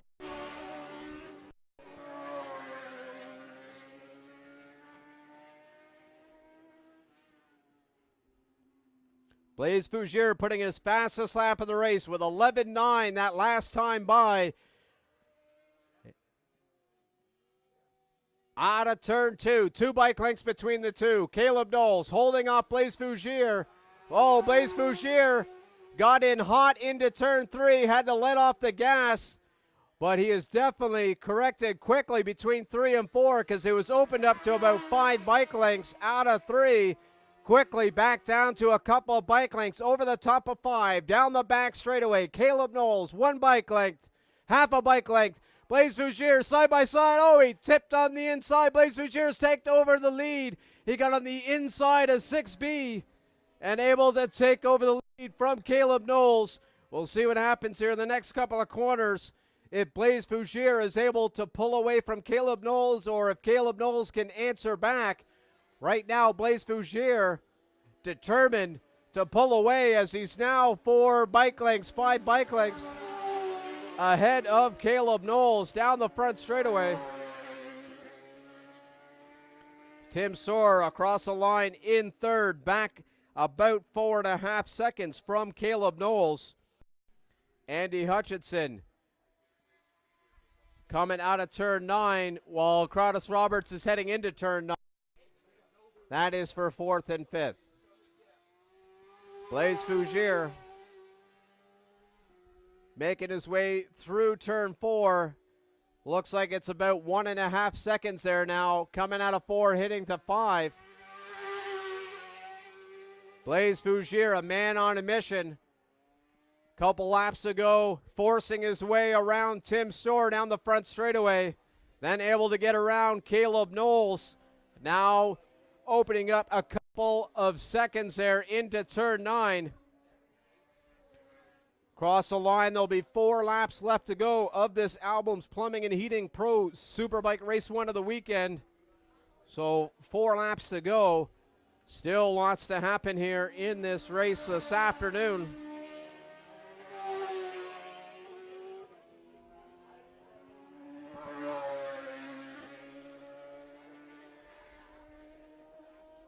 Across the line, Blaise opened it up to 3 seconds as Caleb Knowles into the high 13s with 11.8. So 2 seconds faster there that last time by. We can see it's continuing to extend as Blaise makes his way towards turn 4.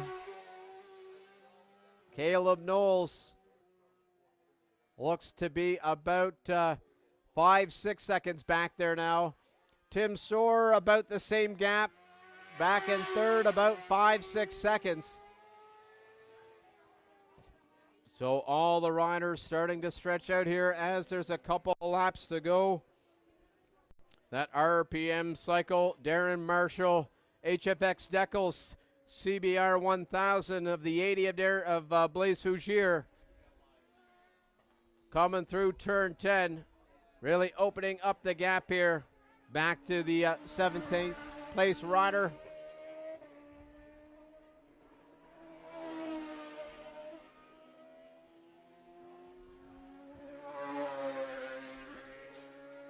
Now up to over 5 seconds between first and second place. They were putting on quite the show there for the first half of this album, Plumbing and Heating. Everything seems to have shaken out here now. Large gaps between all these riders. Put all the excitement in there into the first half. Great show for the fans, spectators, and other racers here. Blaise now heading down the back straightaway. 17 of Caleb Knowles. Heading down the back straightaway himself, followed by the 67 of Tim Soar. When they cross the line this time by, there'll be 2 laps left to go of this Albums Plumbing and Heating Superbike race.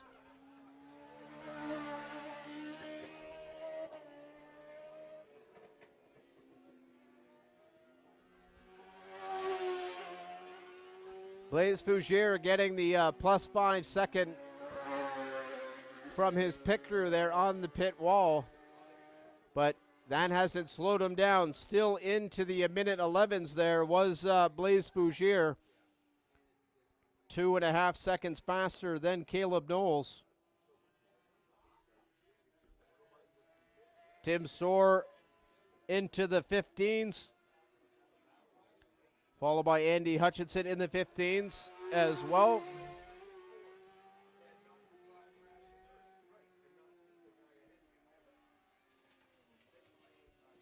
Little bit of the sun poking out here at Atlantic Motorsport Park. Good to see that this afternoon.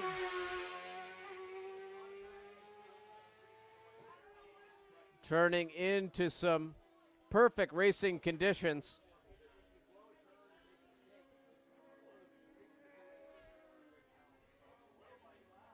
Leader now coming onto the front straightaway. He's going to see the blue and white flag signifying the last lap of this Albums Plumbing and Heating Pro Superbike. Race 1 of the weekend. Means there is now 11 corners to go.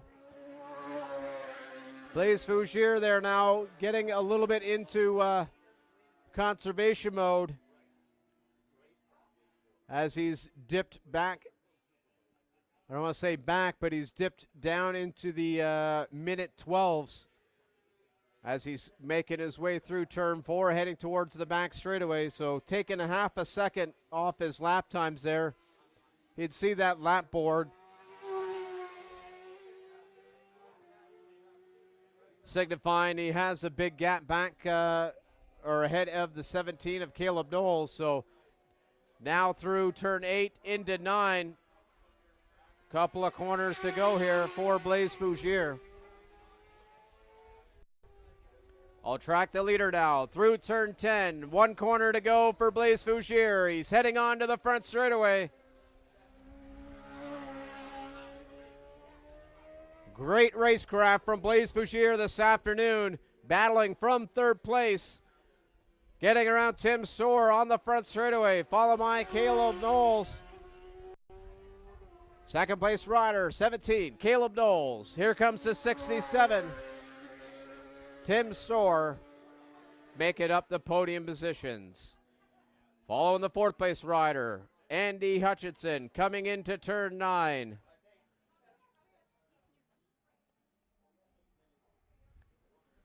Has around 20 seconds. Comfortable margin here through turn 10. Way himself onto the front straightaway.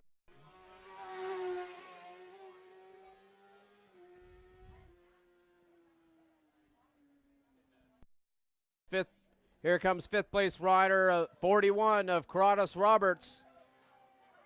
Onto the front straightaway. Making up the field on that brand new machinery that he picked up from Ontario there in between round 1 and round 2, making up the field.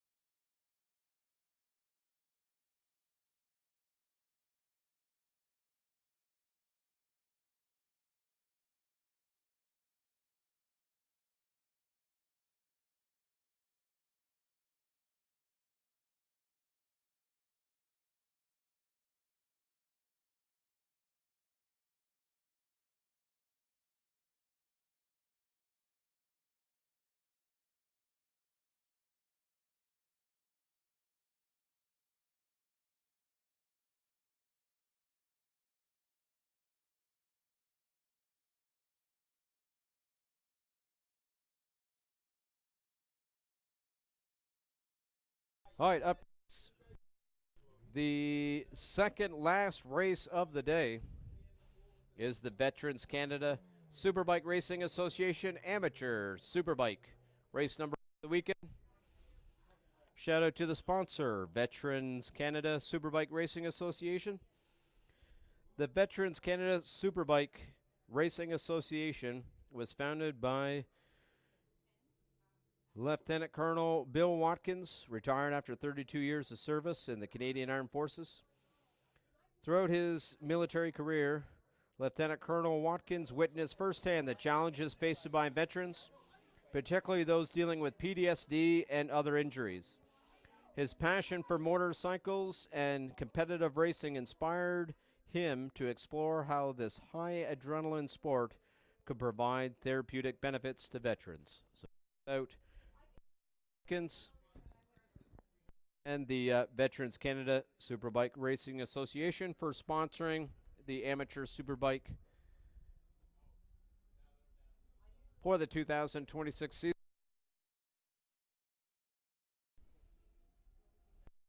All right, riders now making their way out onto the track. Pole position held by the number 6.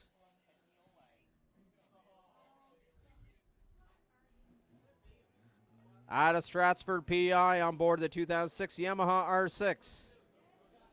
Sponsored by the Gray Group, rider number 6 of Carson Gray.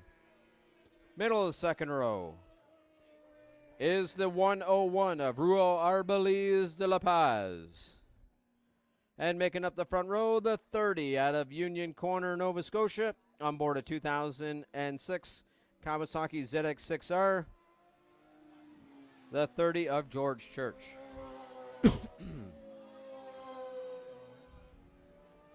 Second row sees the 58 of Sean Kelly. And would have been on the 5th row, the 61 of Bailey Eyes, but he was late to the party. So he's going to have to start from pit lane. That's going to make this an interesting race, as both Bailey Ives and Carson Gray battling it out last time by. So now Bailey Ives is going to have to come from the back of the pack. He had a great start last time. Oh, looks like the bike quit on him. He's got some work to do today, folks. Bailey Ives starting from pit lane, bike quit, had to get it going again.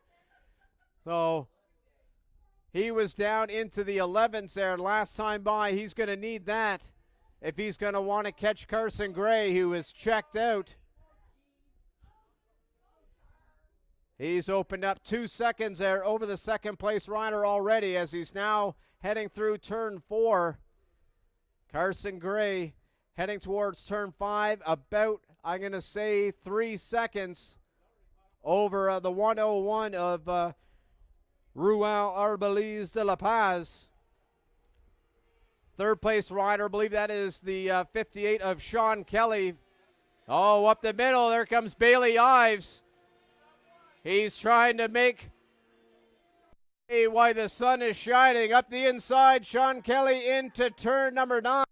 So Bailey Ives had his bike quit, now up to 3rd. Now onto the front straightaway. Bailey Ives may try an outside move here. One thing, I hope Bailey Ives doesn't try to push it too hard, as he's trying to make up this gap here, as he's now into 2nd there, coming out of turn 2. So across the line, as I open up the monitoring here, race monitor, across the line, I don't have for the next timing there, next time they cross the line, but if I could guess, it's about, I'd say, 5 seconds there is the gap. This is a 10-lap race here, so now the riders through 8 up into 9. Carson Gray in the lead. Bailey Ives into turn 9 now. He is pushing hard out there, folks, coming out of 9. I would say he is about 3 seconds back there, or even less, maybe 2.5. Onto the front straightaway.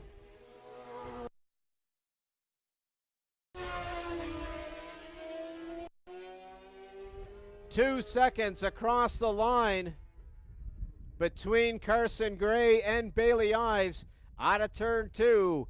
Carson Gray looks like it's around maybe 1.5 seconds there now through turn 3.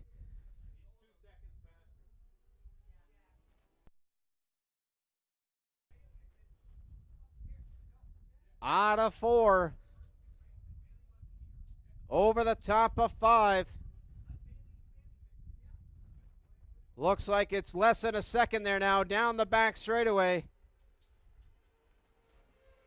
Into turn 7. Bailey Ives pushing hard into turn 7. Now only about 3 bike lengths.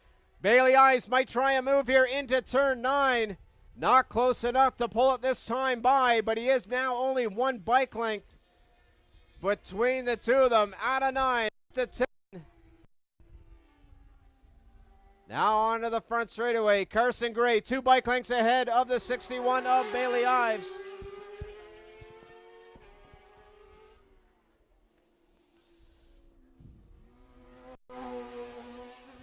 Bailey Ives doing a minute 12s there to Carson Gray's 14s.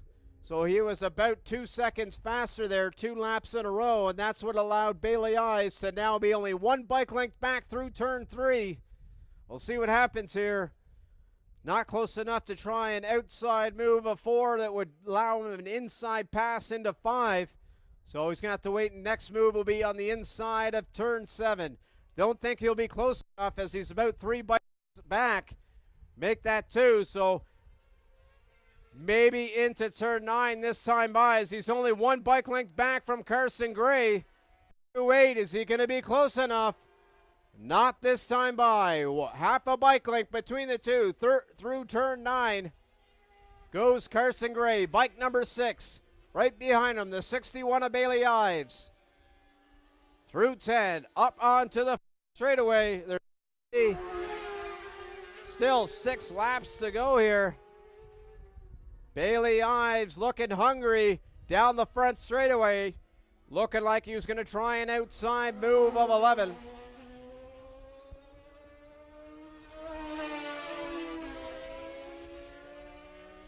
Carson Gray out of turn 2, still holding off Bailey Ives. 2, 3 bike lengths between the two. Out of turn 3. Still not close enough to pull off any moves here through 4 as they head towards the back straightaway. Rider in third, the 101 of Ruel Arbaliz de la Paz. He has about I would say 5 seconds there back to this battle for third and fourth, or sorry, and 5th. But as I was looking back to them, Bailey Ives up the inside of Carson Gray into turn 7. Now they're through 9. Bailey Ives 4 bike lengths ahead of Carson Gray in a couple of corners here. So we'll see if Bailey Ives does the same thing he did in the amateur sport bike race and try to check out there. They get the halfway marker down into turn 1. Bailey Ives with his fastest lap of the race. Carson Gray as well, down into the 13s himself.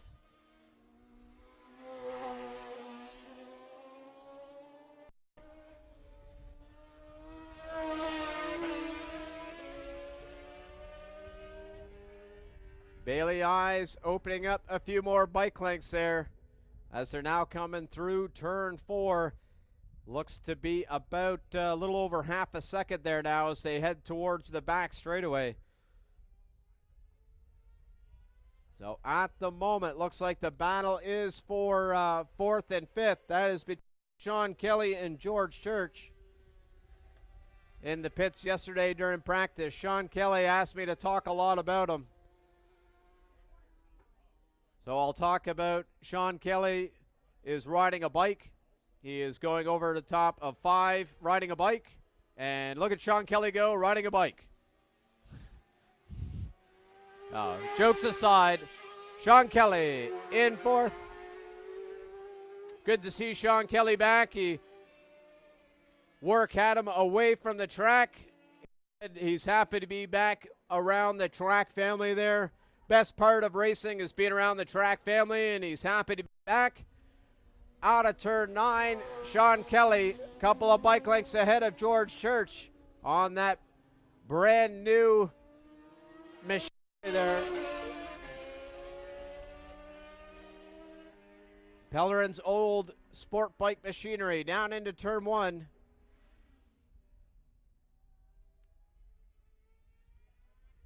Continuing to follow this battle for 4th and 5th because the leader, Bailey Ives, tipping into turn 7, crossed the line, opened it up to around 3 seconds there. So keep an eye on this battle for 4th and 5th between George Church and Sean Kelly. From up here, looks like George Church was able to get around. Yes, George Church able to get around Sean Kelly. Now over the top of 5.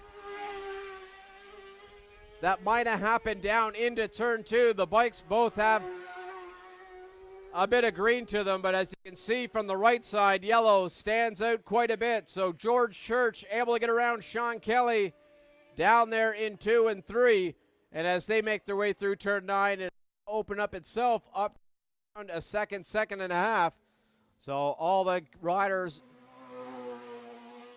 having big gaps there now. No battles to talk about, so I'll go back up to the leader of Bailey Ives as we have 3 laps left to go. Bailey Ives, local rider that's doing the National Series this year, wasn't here for round 1 of the of our regional racing. Put on a good show here for CSBK. Had some good finishes there a couple of weeks ago, and now coming through turn 10, heading towards the front straightaway, the 61 of Bailey Ives. Now gonna have 2 laps left to go. Carson Gray, championship leader of this Veterans Canada Superbike Racing Association amateur class. At the moment will continue to hold the lead in the championship if everything was to finish the way it is.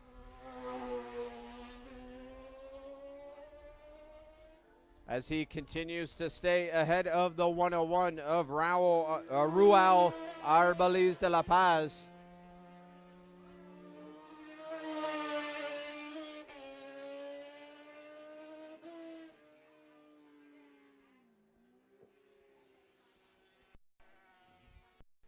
Here comes the leader through 8 up into 9. Couple of corners to go, and he's going to get the last lap. Oh, we got a rider down in turn 2. Looks like it's George Church down into turn 2. So Sean Kelly now moving up into the 4th place position. Bailey Ives cross the line, getting the last lap flag there. Oh, Carson Gray almost going onto the grass on the front straightaway there.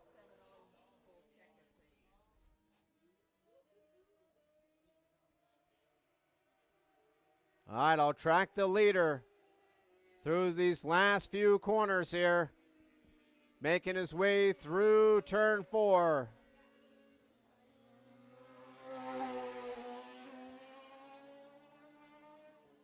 Now through 5, onto the back straightaway.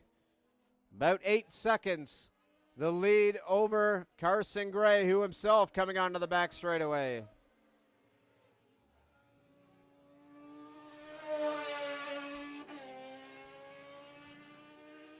The 61 of Bailey Ives off the back straightaway into turn 9. So only a couple of corners here to go for Bailey Ives. Out of turn 9. Chugging his way to turn 10. 1 corner to go for Bailey Ives. Bailey going 2 for 2.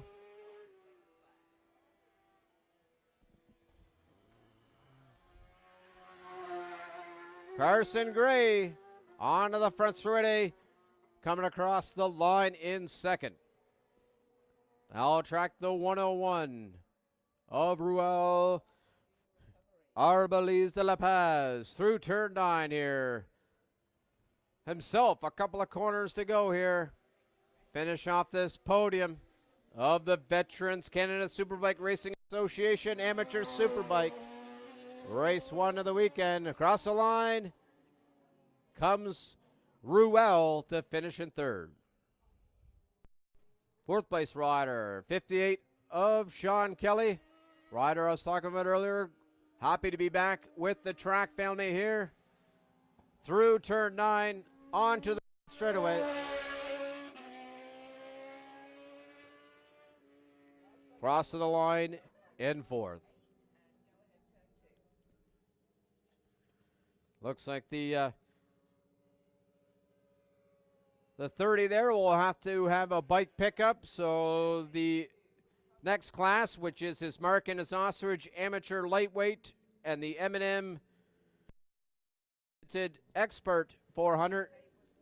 You'll have a few more minutes to wait there, so just a heads up that they have to pick that bike up, and you're going to have a few more minutes before you hear the 5-minute call.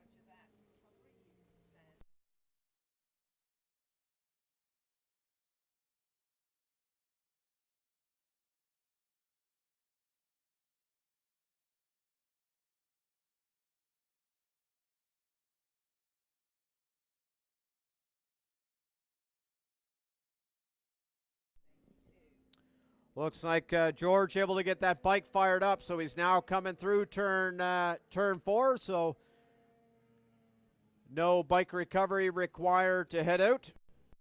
So heads up for all the riders in the next class.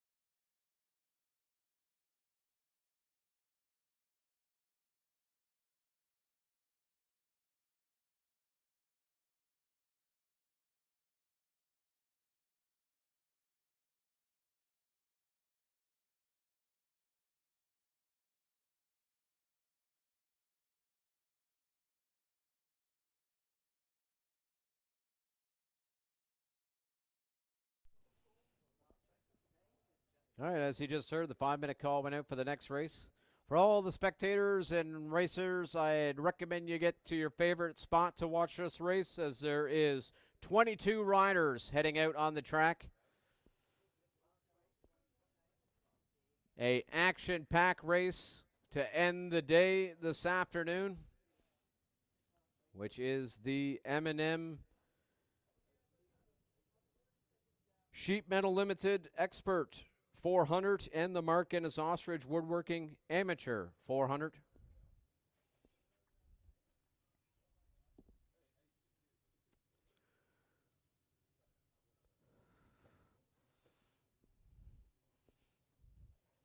Start off by giving a shout out to the sponsors.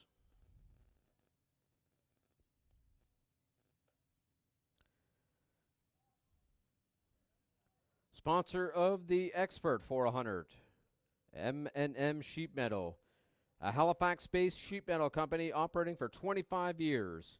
Their services include design, build, repair, and maintain of HVAC systems, commercial heating, cooling, and ventilation systems, as well as heat pump solutions. Thank you to M&M Sheet Metal Limited for sponsoring the Expert 400 for the 2026 season.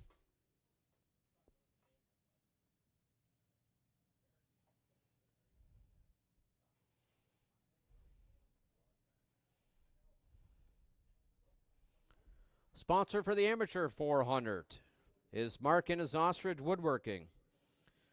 Mark and his Ostrich Woodworking do the following: high-end cabinetry, ultra-modern Italian kitchens, heritage millwork and reproduction, interior doors, custom stair parts which include reproduction newel dowels and hand-turn spindles, patterned wood flooring including borderwork and inlays. Thank you to Mark Wilson and Mark and his Ostrich Woodworking for sponsoring the Amateur 400 for the 2026 racing season.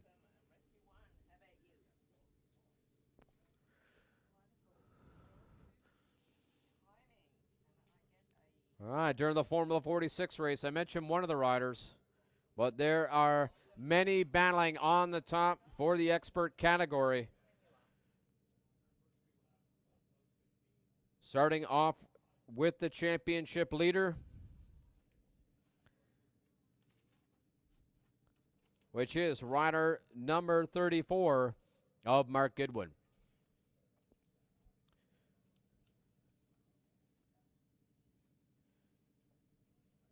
Middle of this front row, rider number 132 is Corey Canfield, and followed by the 66 out of Dartmouth, Nova Scotia, sponsored by,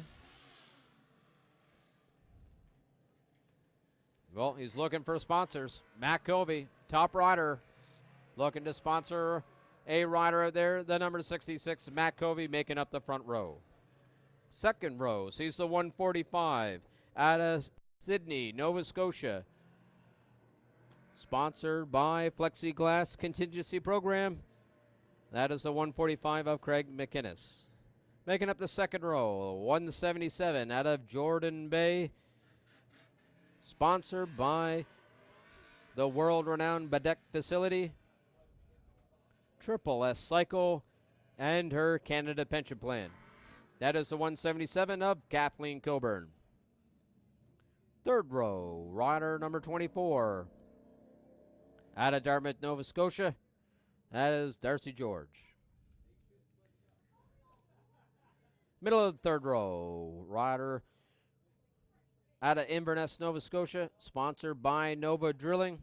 That is the 111 of Jonathan Anderson. And making up the third row, the 78 of Jason Rideout. Rider making up the expert field, rider number 97 out of Middle Sackville, sponsored by HFX Motorsports, 97 of Dwayne Finley. The experts on pole position out of Orangedale, Cape Breton, sponsored by Good Robot Brewing, Jazz Cabbage, and the Float Center. That is the 195 of Angus Campbell. Middle of the front row for the experts, 72 out of Sambro Head, sponsored by Sambro Cycle Services.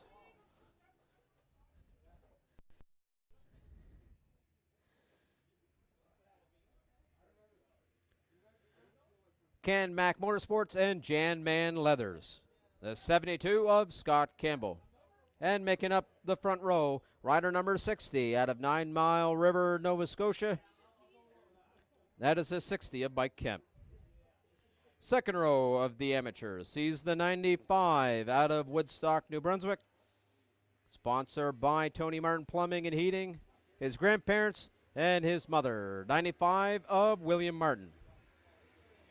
Making up the second row, the 68 out of Sambro. That is Paul Clark. Third row, the 38 of Connor Warnell. The 12 out of Cole Harbour, Nova Scotia of Ian Forster. And the 295 out of Bedeck, Nova Scotia. Sponsored by Nova Drilling and Bedeck Marine of Angus McLarty.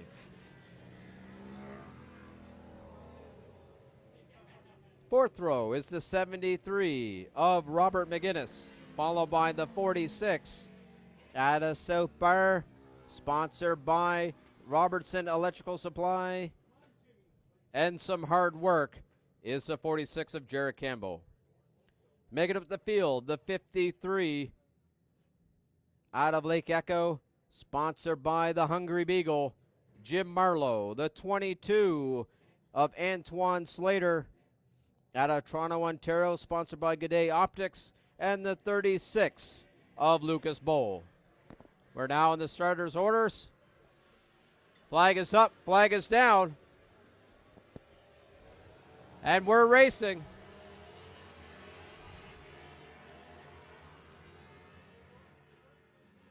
Hard to see who got the hole shot there. I think I seen black leathers. Might have been Corey Canfield on the inside down into turn one. But it's Matt Covey followed by Mark Goodwin. In third, Craig McInnes. Corey Canfield in fourth. Riders now making their way towards turn four. Couple of bike lengths. Matt Covey has over Mark Goodwin. Heading over the top of five. Matt Covey about half a second over Mark Goodwin. Right on the back of Mark Goodwin is Greg McInnes. Greg McInnes was thinking about inside move, but Mark Goodwin found an extra gear and just continued to hold off Craig McInnes down through turn seven. In fourth place is Corey Canfield. He is right on the back of Craig McInnes out of 9 into 10. That is the 78 of Jason Rideout.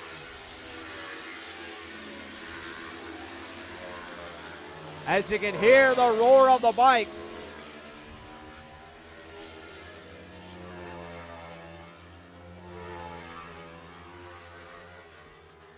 That's what it sounds like when you got 22 riders out on the track.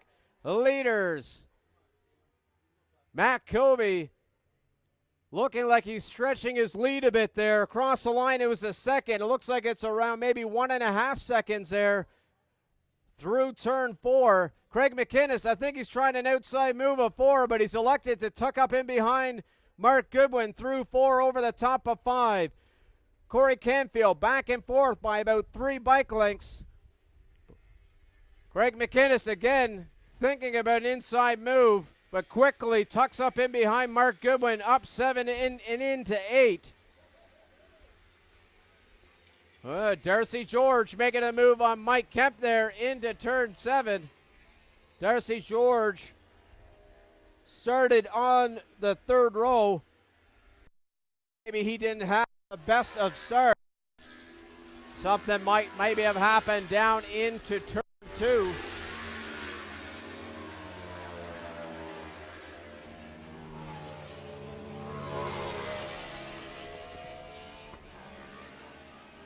For the amateurs, it is Angus Campbell, followed by Mike Kemp, and then William Martin, 1, 2, and 3. But a freight train of riders out of 2 up to 3. But the rider on the move continues to be Matt Covey, charging away from Mark Goodwin over the top of 5.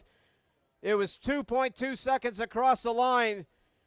Matt Covey down into the minute 14s on that Kawasaki 500. Now into turn 7. Matt Covey was on board a CBR 500, a little bit down in power, elected to get a Kawasaki 500, and that extra horsepower definitely being beneficial to him this afternoon. But now onto the front straightaway comes Matt Covey. So the battle is going to be between Craig McInnes and Corey Canfield. That's for the last podium position. I'll see if I can get my eye on the where the amateurs are out there. It is Angus Campbell coming around turn 3 there now. He is mired right there behind the yellow bike. Oh, Jonathan Anderson snuck up right on the inside of Kathleen Coburn into turn number 4, taking over that fifth place of the experts. Couple riders back on that green Kawasaki. That's the leader of the experts. That is Angus Campbell. Second of the amateurs is about 4 bikes back there of Mike Kemp, rider number 60. William Martin about 3 bike lengths back from Mike Kemp.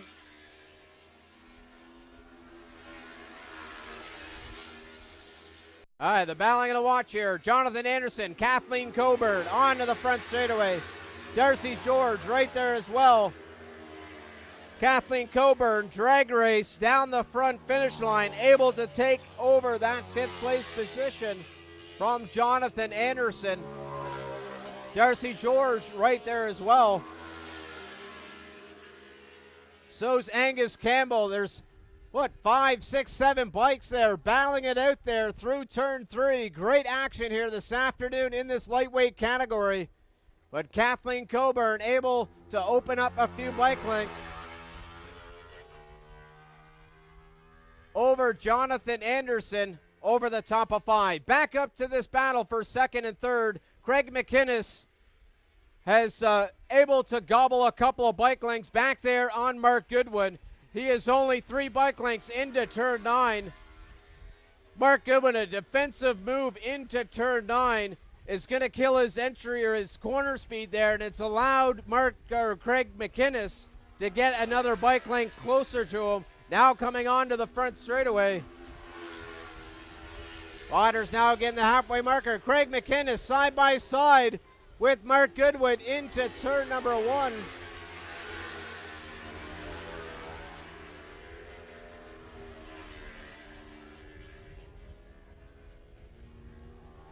Trying to find these riders now out of turn 2. Mark Goodwin, a bike length ahead of Craig McInnes. They're starting to pull away from Corey Canfield. Let's look at that gap. That's about 1.3 seconds across the line between Craig McInnes in 3rd and Corey Canfield in 4th. Over the top of 5 now. Here they come down the back straightaway.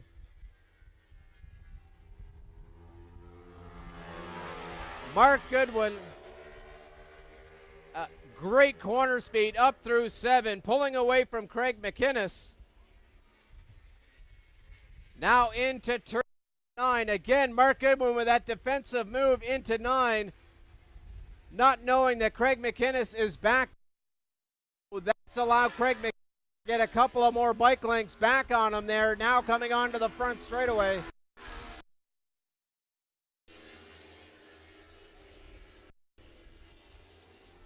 Riders now into turn 1. They're coming up to that lap traffic there into turn 1. We'll see out of turn 2. They're able to get around Jim Marlowe there down into 2. So still Mark Goodwin only 3 bike lengths ahead of Craig McInnes there now into turn 4. Looking at the lap times, they were about the same there, those top 2 riders and Corey Canfield back there in fourth. So not able to close in was Corey this time by. And it looks like they pulled a little bit away from him there as they're now coming through turn 7. Looks like it's around 1.5 seconds. Now back to this battle. It is Kathleen Kerborn going around the outside of Jim Marlowe into turn 7. Darcy George the inside of Jonathan Anderson into turn 9. Darcy George now going to try to hunt down Kathleen Coburn. 10 onto the front straightaway here. That is a Kawasaki versus a Yamaha down the front straightaway.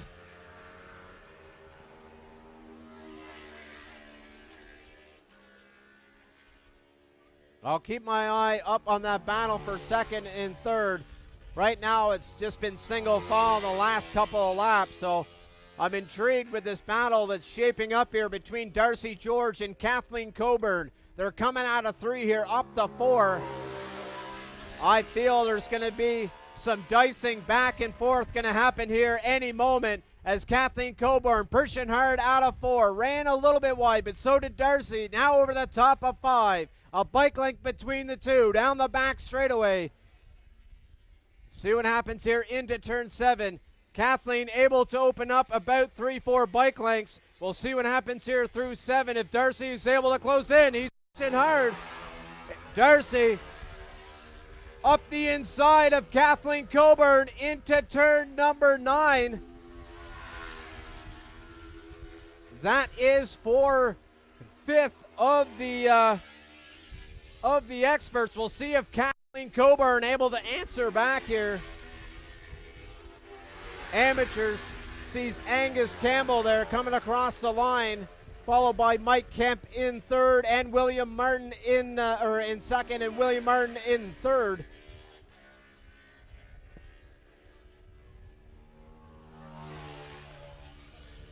Out of turn 2, Kathleen Coburn able to get around Darcy George down there in turn 2. So it is now Kathleen Coburn back around Darcy George. This is the battle I was hoping that was going to shape up between the two. Now through turn 4. Over the top of 5. Kathleen Coburn a bike length ahead of Darcy George. Darcy got a better drive over the top of 5, so he's much closer to Kathleen coming into turn 7 here. So we may see that pass onto the inside of turn 9 here again. Here comes Darcy. Half a bike length back. Kathleen Coburn let off the brakes and shut the door on Darcy. Darcy had to check up there. Kathleen Coburn got her elbows out there this afternoon, holding off Darcy down in turn number 9 onto the front straightaway. Last lap flag here flies for Kathleen and Darcy. Oh, out of turn 2, up to 3. I thought Craig McInnes might be able to use that lap traffic to get around Mark Goodwin into turn 2, but not successful, as now they're coming through turn 4 over the top of 5. I got 2 battles I'm watching. Mark Goodwin, Craig McInnes over the top of 5. Kathleen Coburn, Darcy coming through turn 4. Oh, Craig McInnes up the inside of Mark Goodwin. It is now Craig McInnes up into 2nd. We'll see if he tries to do an inside move here. Mark Goodwin not close enough to pull off a move into turn 9, so it's going to be about the drag race down to the straightaway. Kathleen Coburn getting defensive into turn number 9, holding off Darcy George. But here comes this battle. Across the line, it is Craig McInnes, followed by Mark Goodwin. Here comes Kathleen Coburn onto the front straightaway, getting around Darcy George, holding off for 5th. Darcy George in 6th. Amateurs sees Angus Campbell, followed by Mike Kemp. Something happened there with William Martin as he's back about 2 seconds there. He was right close to Mike Kemp there for most of the race, but looking at his lap time there, He is back into the 20s, 3 seconds off his pace. But I was following those battles. Lots happening out there this afternoon. So I'll run you through the order. Unfortunately, I missed Matt Kobe crossing the line. The winner, greatly deserved for Matt Kobe over the last couple of years, working with under horsepower machinery in this class meant he had to push hard in all the corners. Now with a little extra horsepower, Matt Kobe has come to play here this afternoon, putting in his fastest lap of the 14.7 was the 66 of Matt Kobe, leading from the get-go, leading all the corners every lap. Congratulations to the 66 of Matt Kobe. Second, the 145 of Craig McInnes, able to get around Mark Goodwin down the back straightaway and holding him off to the line. Fourth is Corey Canfield. Kathleen Coburn getting down into the 16s, putting in her fastest lap of the race. That might also be a personal best for Kathleen Coburn. Darcy George, a 16.3 on that Yamaha R3. A great lap time there for Darcy George, finishing in 6th. 7th sees the 111 of Jonathan Anderson, followed by Jason Rideout and Dwayne Finley. Winner of the amateurs, Angus Campbell, putting in his fastest lap of the race, getting down into the 15s. That is fast enough to be on the podium of the experts. So Angus Campbell, definitely a contender there for years to come in the lightweight category. Second goes to the 60 of Mike Kemp, followed by William Martin. Fourth is Scott Campbell, followed by Antoine Slater, Connor Warnell, Paul Clark, Angus McClarty, Lucas Bull, and Jim Marlowe. Making up the field, the 46 of Jarrett Campbell. I noticed earlier he pulled off. Looked like he might have mechanical failure there for the 46, so unfortunately not able to complete the race. Now a shout out to all the fans. Thank you for coming out and watching. Thank you to the racers for putting on some excellent racing for all of us this afternoon. Had us on our toes from the moment we started racing. Thank you to the quarter marshals for coming out and allowing us to for this racing to happen, and thank you for time and scoring, and all the volunteers that make racing happen here at Atlantic Motorsport Park. But the good thing is that's not the end of the racing this weekend. We're going to kick it back off again with some practicing in the morning, racing. I believe there is a couple of races before lunch, and then we'll have a full afternoon of racing here again tomorrow at Atlantic Motorsport Park. But until tomorrow, that means the lights are out at AMP.